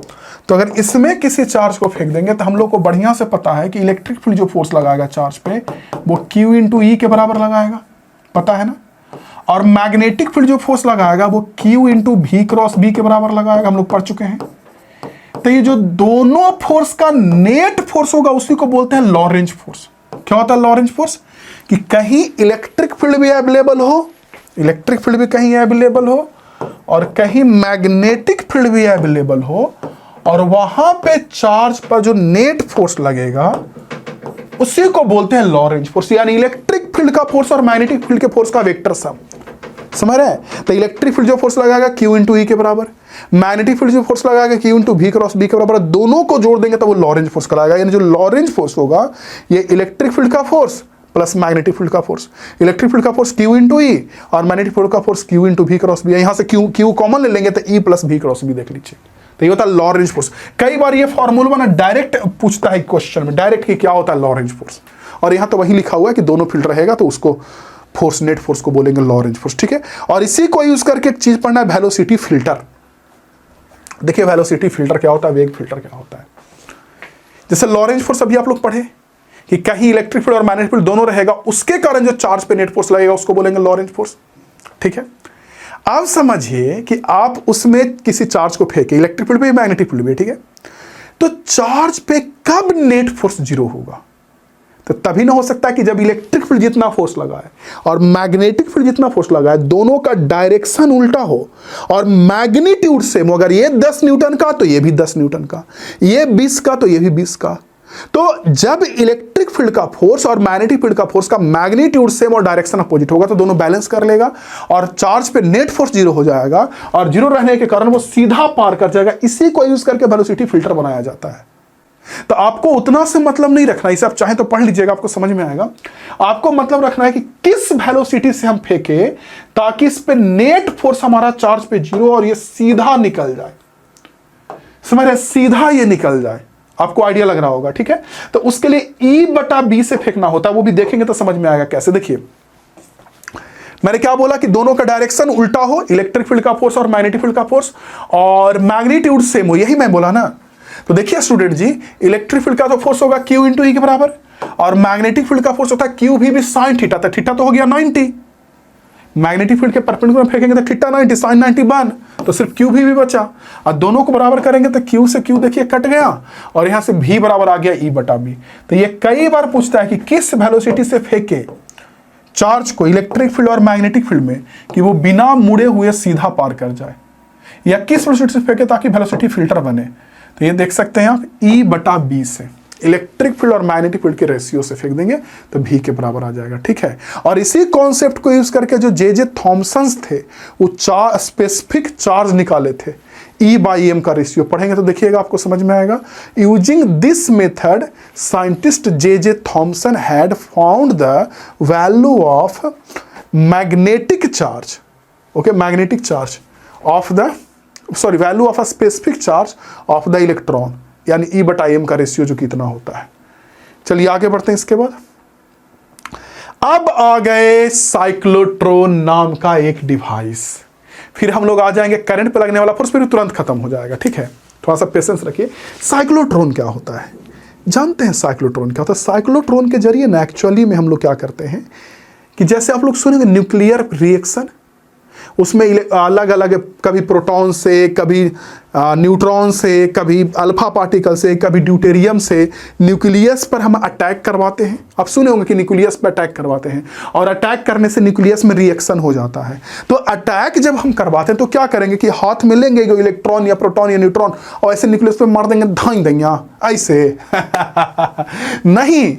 इसके लिए क्या किया जाता है कि एक डिवाइस यूज किया जाता है साइक्लोट्रॉन, और इसके जरिए चार्ज का स्पीड काफी बढ़ा के, देखिएगा चार्ज जैसे घूमने वाला काफी बढ़ा के एक छेद रहता है, उस छेद से इस टारगेट के ऊपर, ये टारगेट लिखा हुआ है, टारगेट के ऊपर मार देते हैं। देखिए क्या होता है, मैं अच्छे से बताता हूं। इधर देखिए क्या होता है। एक्चुअली ना साइक्लोट्रॉन में दो गो ऐसा डी शेप का दो गो ऐसा रहता है। देखिए साइक्लोट्रॉन में स्टूडेंट जी 2D शेप का ऐसा शेप रहता है, आप देख लीजिए, ठीक है। अब मैं क्या कह रहा हूं आपको यहां पे, और इस तरह से इसको हम अल्टरनेटिव सोर्स से जोड़ देते हैं, और इस तरह से ऐसा ऐसा ना खांचा बना हुआ होता है इसमें घूमने के लिए, चार्ज को घूमने के लिए, ठीक है। और अंतिम में जब यहां छेद रहता है जिससे चार्ज निकल जाएगा घूम के, स्पीड बढ़ा के, और जी टारगेट पे यहां धाइंदिया मार देगा, ठीक है। अब देखिए क्या होता है, जैसे मान के चलिए अल्फा पार्टिकल को हमको इस साइक्लोट्रॉन से एक्सीलरेट करवाना है, यानी स्पीड बढ़ाना है, तो यहाँ अल्फा पार्टिकल रख देंगे। जब यहाँ अल्फा रखेंगे ना, तो जब यहाँ अल्फा पहुँचेगा तो ये जो अल्टरनेटिव सोर्स है जिसका प्लस माइनस बदलते रहता है, आपको पता होगा, उसमें हम क्या करेंगे कि ये हमारा माइनस का काम करेगा और ये प्लस का काम करेगा। तो ये जब माइनस का काम करेगा, ये वाला किनारा, तो ये पूरा D माइनस हो जाएगा, और ये माइनस वाइस अल्फा पार्टिकल को अपना में खींच लेगा ऐसे खट से। कितना? Q × V के बराबर एनर्जी देके। आप लोग को पता होगा कि V वोल्ट में जब कोई भी Q चार्ज चलता है Q × V के बराबर एनर्जी ग्रहण करता है, तो यहाँ से खिंचाएगा तो स्पीड बढ़ेगा, यानी एनर्जी लिया। अब इस एनर्जी के जरिए घूम के फिर यहाँ आएगा, और ऊपर से नीचे ऐसे मैग्नेटिक फील्ड भी लगाया जाता है। मैग्नेटिक फील्ड का काम होता है घुमा देना। जब मैग्नेटिक फील्ड ऐसे है और चार्ज ऐसे गया तो सर्कुलर पाथ में घुमा देगा ना, तो ये घूम के यहाँ पे आएगा। और जैसे ही यहाँ पे ये अल्फा आ गया ना, जैसे यहाँ, और वैसे ही अब ये माइनस हो जाएगा और ये प्लस होगा। और फिर क्या करेगा कि ये जो डी है ये फिर दाईं दाईं खींच लेगा। ये माइनस हो गया ना, माइनस अल्फा पार्टिकल प्लस को खींच लेगा ना, फिर खींच के यहाँ पे आएगा। फिर अल्फा जब यहाँ आएगा तो फिर अब ये माइनस होगा, ये प्लस होगा, फिर से खींच लेगा। मतलब जब भी ना डी को पार करने की बारी आएगी, यहाँ वोल्टेज इस तरह से बदल देगा कि अल्फा पार्टिकल को खींच लिया अपनी ओर, या एनर्जी दे दे। अल्फा पार्टिकल को खींचेगा तो स्पीड बढ़ेगा, तो एनर्जी दिया। और ऐसे ही बार बार घुमा घुमा के फाइनली जब स्पीड बढ़ जाएगा तो इस छेद के जरिए बाहर निकलेगा और जो चीज पे टकराना उसे टकरा देंगे। ठीक है, यानी कि कम जगह में हम लोग अल्फा पार्टिकल वगैरह को ऐसे घुमा करके स्पीड बढ़ा देते हैं साइक्लोट्रॉन की मदद से। जगह कम है उसमें घुमा के स्पीड बढ़ा देते हैं, तो ये कहलाता है हमारा साइक्लोट्रॉन। आपको समझ में आ गया होगा अच्छा से। ठीक है, तो हम इसका दिखा देते हैं कंस्ट्रक्शन वगैरह कि कैसे कैसे क्या क्या काम करता है वो। इसका रेडियस वगैरह उसी की तरह होता है। अभी जो सर्कुलर पाथ पढ़ रहे थे ना, ये सर्कुलर पाथ, ये सब इसी की तरह रेडियस, यही सब की तरह रेडियस वगैरह का फॉर्मूला होता है। चलिए साइक्लोट्रॉन देख लीजिए, तो इसे साफ कर देते हैं। साइक्लोट्रॉन की कमियां है ना कि इसके जरिए इलेक्ट्रॉन वगैरह यानी हल्का पार्टिकल एक्सीलरेट नहीं करवाया जाता है। देखिए लिखा हुआ है, it is a device for accelerating heavy positive charge particle, heavy that is proton, neutron, alpha particle etc to very high energy तक एक्सीलरेट करवाने के लिए यूज करते हैं। These energy particle are used in nuclear disintegration. ठीक है, चलिए note में लिखा हुआ इलेक्ट्रॉन्स आर नॉट एक्सीलरेटेड, बता रहा है कि इलेक्ट्रॉन को नहीं एक्सीलरेट करवा सकते हैं, उसका वजह लिखे हुए हैं। रेडियस जो होगा वही mv/q, टाइम पीरियड वगैरह सब कुछ सेम रहेगा, कोई दिक्कत नहीं है। थोड़ा सा लिमिटेशन साइक्लोट्रॉन का याद रखिएगा, क्योंकि लिमिटेशन ये है ना स्टूडेंट जी कि it can not accelerate charge particle like neutron. मतलब अनचार्ज पार्टिकल को कैन इट एक्सीलरेट अनचार्ज पार्टिकल, जैसे न्यूट्रॉन हो गया, उसको पे काम ही नहीं करेगा क्योंकि न्यूट्रॉन के पास कोई चार्ज ही नहीं होता है। और जब न्यूट्रॉन के पास कोई चार्ज नहीं होता है तो कैसे खिंचाएगा, तो अनचार्ज पार्टिकल के लिए काम नहीं करता। अगला देखिए कि the energy of charge particle emerging from A cyclotron is limited रहता है क्योंकि मास के साथ। ये अगला तीसरा, इलेक्ट्रॉन्स आर नॉट, इलेक्ट्रॉन को एक्सीलरेट नहीं करता। कुछ कुछ इसका एप्लीकेशन यूज है, अलग अलग चीज में आप पढ़ेंगे तो समझ में आएगा। देख लीजिए, पहला एप्लीकेशन पढ़िए, दूसरा तीसरा ऐसे पढ़ लेंगे तो आपको समझ में आ जाएगा इसका यूज। ठीक है, ठीक है। हाँ, ये जरूर ध्यान देना कि जिस फ्रीक्वेंसी से वो एक्सीलरेट कर रहा है वो चार्ज, एक से दूसरा में, दूसरा डी से तीसरा, मतलब एक से पहला से दूसरा में, फिर दूसरा से पहला में, फिर दूसरा से पहला में, फिर पहला से दूसरा में, ऐसे होता रहता है। एक से दो, दो से एक, एक से दो, दो से एक, ऐसे होते रहता है। तो वही कह रहा है, for a cyclotron to function the frequency of oscillator must be match the frequency of revolution of particle within the dees. यानी कह रहा है कि इसका जो फ्रीक्वेंसी है, एक्सीलरेटर जो यहाँ लगा है, इसका फ्रीक्वेंसी और डी के अंदर इलेक्ट्रॉन के घूमने की फ्रीक्वेंसी सेम होनी चाहिए, कह रहा है। ठीक है, अब देखेंगे फोर्स ऑन करंट।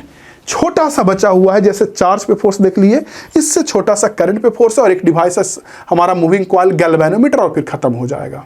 आपको ना स्टूडेंट जी कम से कम वीडियो को एक दो बार ना देखना पड़ेगा। एक दो बार देखेगा तो बिल्कुल खटाखट वाला स्ट्रॉन्ग होता चला जाएगा। देखिए क्या है फोर्स ऑन करंट, क्या है। अभी हम लोग पढ़े कि मैग्नेटिक फील्ड में जब किसी चार्ज को फेंकेंगे तो चार्ज पे फोर्स लगेगा, क्योंकि चार्ज जब चलेगा तो उसके चारों ओर मैग्नेटिक फील्ड उत्पन्न होगा, बाहर से भी मैग्नेटिक फील्ड, और एक मैग्नेटिक फील्ड दूसरा पे फोर्स लगाएगा। ठीक है, ठीक है।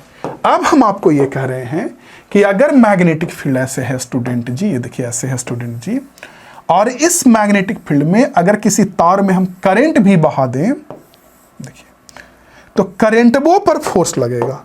क्यों भाई, तो जब करंटवा बहेगा तो इसके चारों ओर भी तो मैग्नेटिक फील्ड उत्पन्न होगा। अब बाहर से ये भी तो मैग्नेट है, मैग्नेटिक फील्ड है, तो एक मैग्नेटिक फील्ड दूसरा पे फोर्स लगाएगा। मान लीजिए करंट आई है, थीटा एंगल पे करंट बहाया है। ठीक है स्टूडेंट जी, तो जो फोर्स लगता है करंट पे वो होता है ILB साइन थीटा। देखिए चार्ज पे था QVB साइन थीटा, तो Q के जगह पर, चार्ज के जगह पे यहाँ करंट आएगा, वेलोसिटी के जगह पर लेंथ आएगा, मैग्नेटिक फील्ड B रहेगा इंटू साइन थीटा। देख लीजिए, तो यहाँ फोर्स हो जाएगा ILB साइन थीटा। देख रहे हैं मैंने क्या बोला था, यहाँ फोर्स का फॉर्मूला हो जाएगा I L B sine theta के बराबर। इसी को वेक्टर के रूप में लिखेंगे तो I into L cross B के बराबर आएगा। देखिए I L B sine theta, I into L cross B. चाहेंगे तो बढ़िया से पढ़ सकते हो, वही कह रहा है, लिखा हुआ है कि जब हम करंट बहाएंगे तो फोर्स लगेगा। फोर्स का कारण बताया होगा कि इसके चारों ओर मैग्नेटिक फील्ड उत्पन्न होगा, इसलिए फोर्स लगेगा।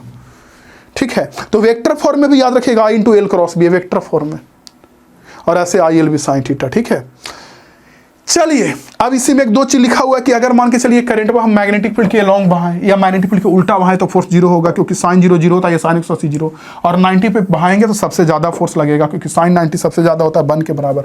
तो वही यहाँ पे लिखा हुआ है ना, 0 180 पे फोर्स नहीं लगेगा और 90 पे सबसे ज्यादा लगेगा। ठीक है, चलिए अब जो फोर्स लगेगा इसका डायरेक्शन निकाला जाता है फ्लेमिंग लेफ्ट हैंड रूल से।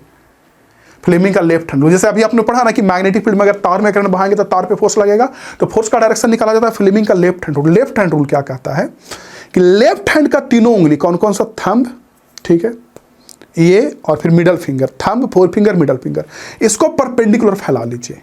और आप लोग बैंक का नाम सुने ना, SBI, और वैसे FBI, FBI यहां होता है। ठीक है, तो FBI मतलब कि फोर्स का तो डायरेक्शन हम निकालवे करते हैं ना। फ्लेमिंग लेफ्ट, एक होता है राइट हैंड रूल, भी छठा चैप्टर में यूज होगा, वहां बताएंगे। पहले लेफ्ट समझिए, लेफ्ट यूज होता है कब, जब करंट बहाते हैं तार में मैग्नेटिक फील्ड में, तो तार पे फोर्स लगता है और फोर्स का डायरेक्शन निकालने के लिए यूज करते हैं लेफ्ट हैंड रूल। तो लेफ्ट हैंड रूल कहता है कि अगर ये जो फोर फिंगर है, फोर फिंगर मैग्नेटिक फील्ड की ओर रखा जाए लेफ्ट हैंड का, और मिडल फिंगर करंट की ओर रखा जाए, तो जो फोर्स लगेगा वो थंब की ओर होगा। ये देखिए सबसे लास्ट में फोर्स बोलेंगे, क्योंकि फोर्स निकालते हैं इससे।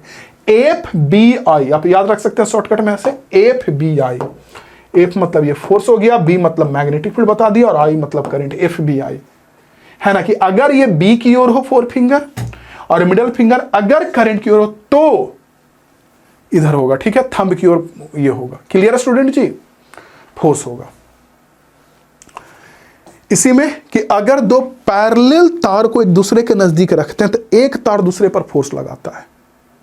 जैसे मैग्नेटिक फील्ड में अभी हम करंट बहने वाला तार को रख दिए तो तार पे फोर्स लगाना है, और वैसे दो गो करंट बहने वाला तार को नजदीक रख देंगे तो एक दूसरे पे फोर्स लगाएगा। क्यों, जैसे दो गो तार में करंट बह रहा है, ठीक है, तो इस तरह में करंट बह रहा है तो इसके चारों भी मैग्नेटिक फील्ड, इसमें बह रहा है तो इसके चारों भी मैग्नेटिक फील्ड। तो भाई ये दोनों के दोनों मैग्नेट की तरह काम करेगा ना, इसलिए एक तार दूसरा पे फोर्स लगाता है। और फोर्स का डायरेक्शन निकालने का बहुत इजी ट्रिक है, बहुत अच्छा तरीका है। देखिए याद रखिएगा कि फोर्स का डायरेक्शन निकालता है चार्ज का उल्टा। चार्ज का उल्टा मतलब क्या हुआ कि अगर सेम चार्ज था प्लस प्लस तो क्या करता था, रिपेल। तो यहां सेम करंट रहेगा तो अट्रैक्ट करेगा। देखिए इस फिगर में करंट सेम है, सेम मतलब एक ही तरफ, यहां भी करंट इधर, इसमें भी करंट इधर, देखिए दोनों अट्रैक्ट कर रहे हैं एक दूसरे को, देख रहे हैं। और वैसे ही देखिए अपोजिट चार्ज होता था अट्रैक्ट करता था प्लस माइनस, यहां अपोजिट करंट रिपेल करेगा एक दूसरे को। तो अगर भूल जाइएगा तो याद रखिएगा कि चार्ज का उल्टा लगता है फोर्स। चार्ज में सेम चार्ज में रिपल्सन तो यहां सेम तरफ करंट में अट्रैक्शन, चार्ज में अपोजिट चार्ज में अट्रैक्शन तो यहां अपोजिट करंट में repulsion.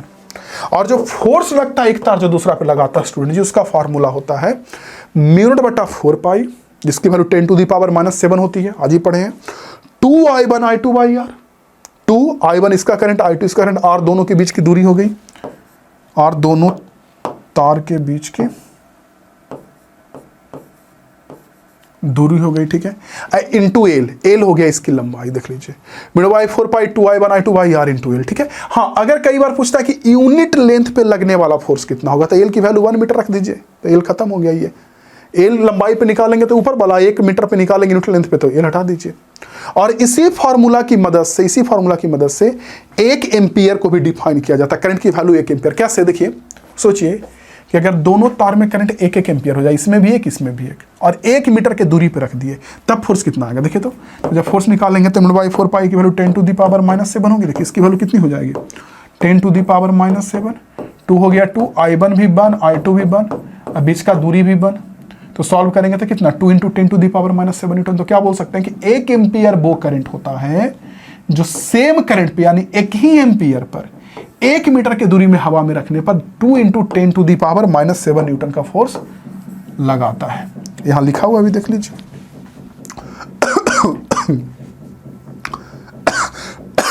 O1 ampere is the electric current that when flowing through two a straight long and parallel wire placed at 1 meter apart in air exert a force of 2 into 10 to the power minus 7 Newton पर metre length on each. वहीं definition लिखा हुआ है, ठीक है। Okay student जी, अब छोटा सा एक टॉर्क का कॉन्सेप्ट है, इसे भी जान लीजिए क्या है टॉर्क का कॉन्सेप्ट। जैसे कि देखिए क्या है कि अभी हम लोगों ने पढ़ा कि मैग्नेटिक फील्ड में अगर करंट बहाएंगे तो करंट पे फोर्स लगेगा, ठीक है।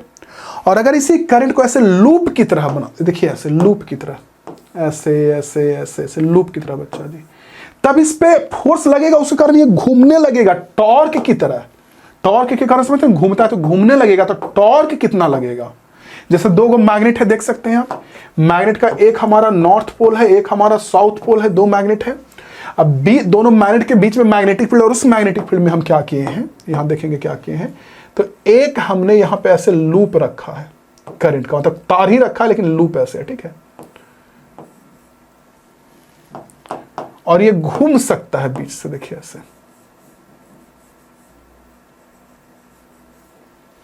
और यहां भी ये घूम सकता है स्टूडेंट जी, ये देखिए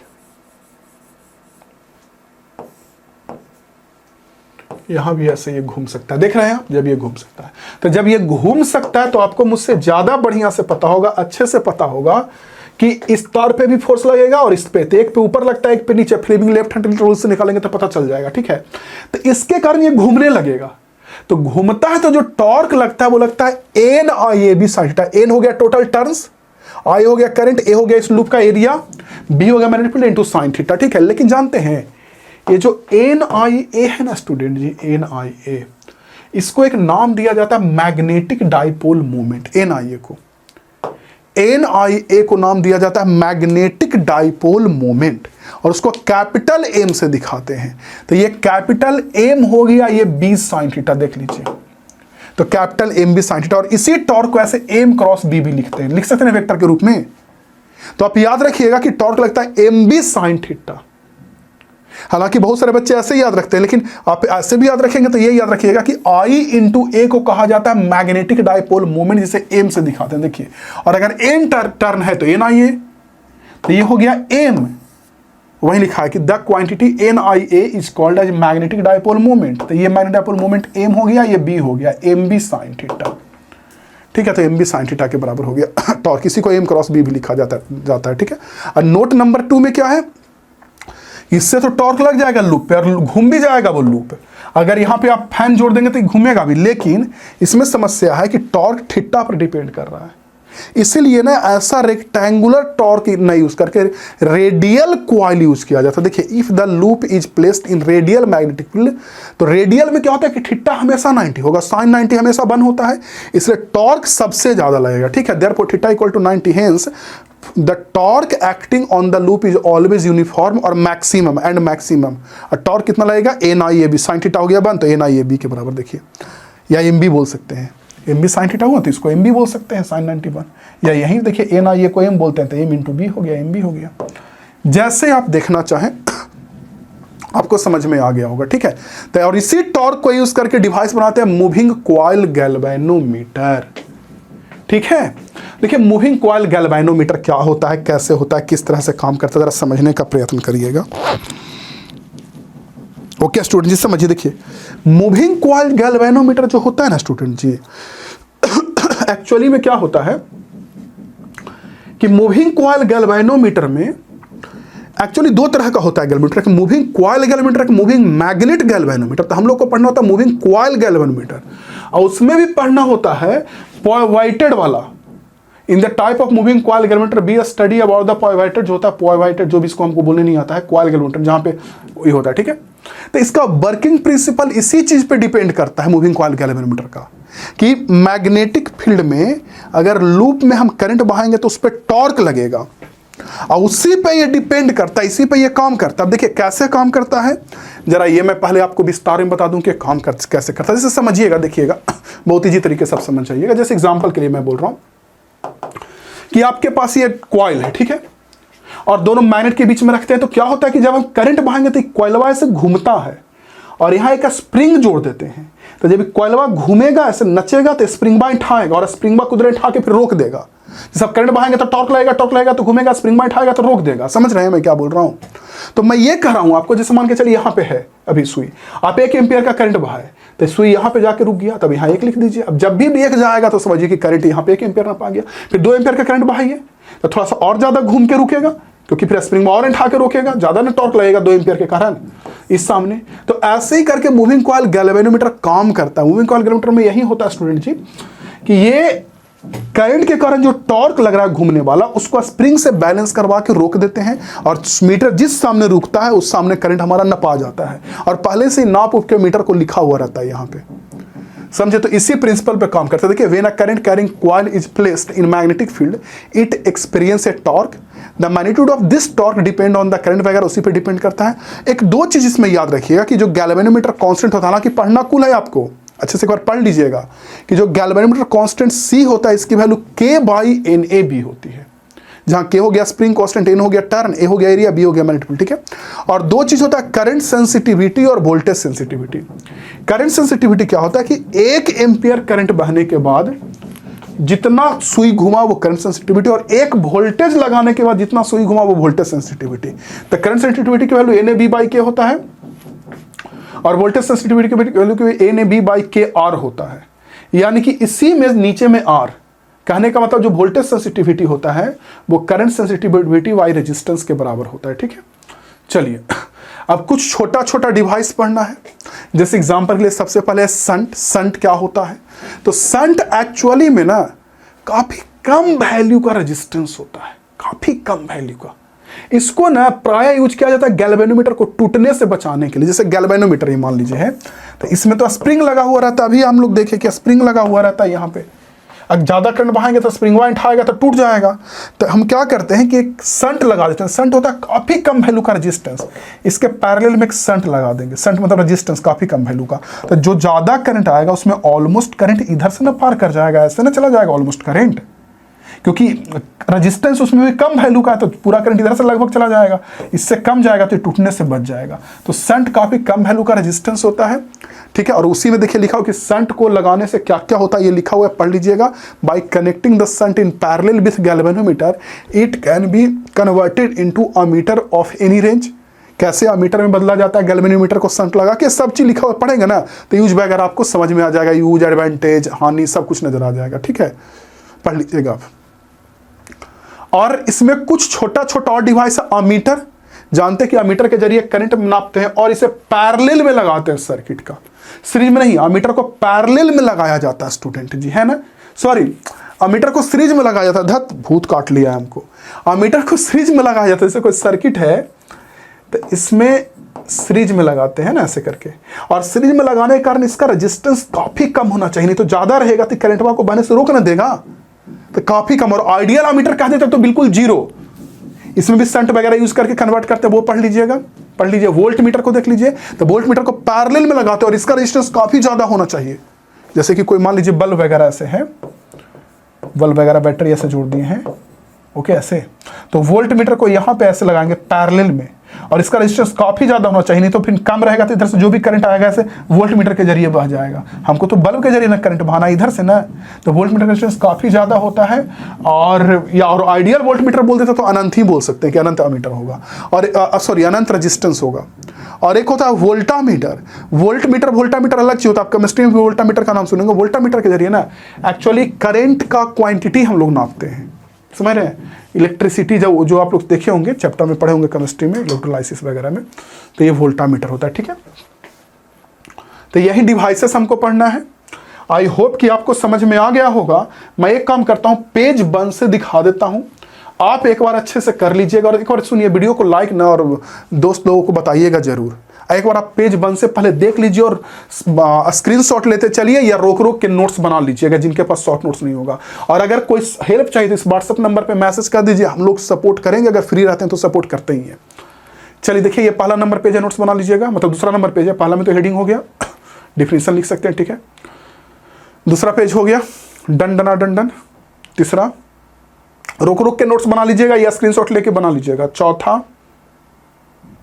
5वां, छठा, सतवां, आठवां 8, 9, 10, 11, 12, 13, 14, 15, 16, 17, 18, 19, 20, 21, 22, 23, 24, 25, 26, 27, 28, 29, 30, 31, 32।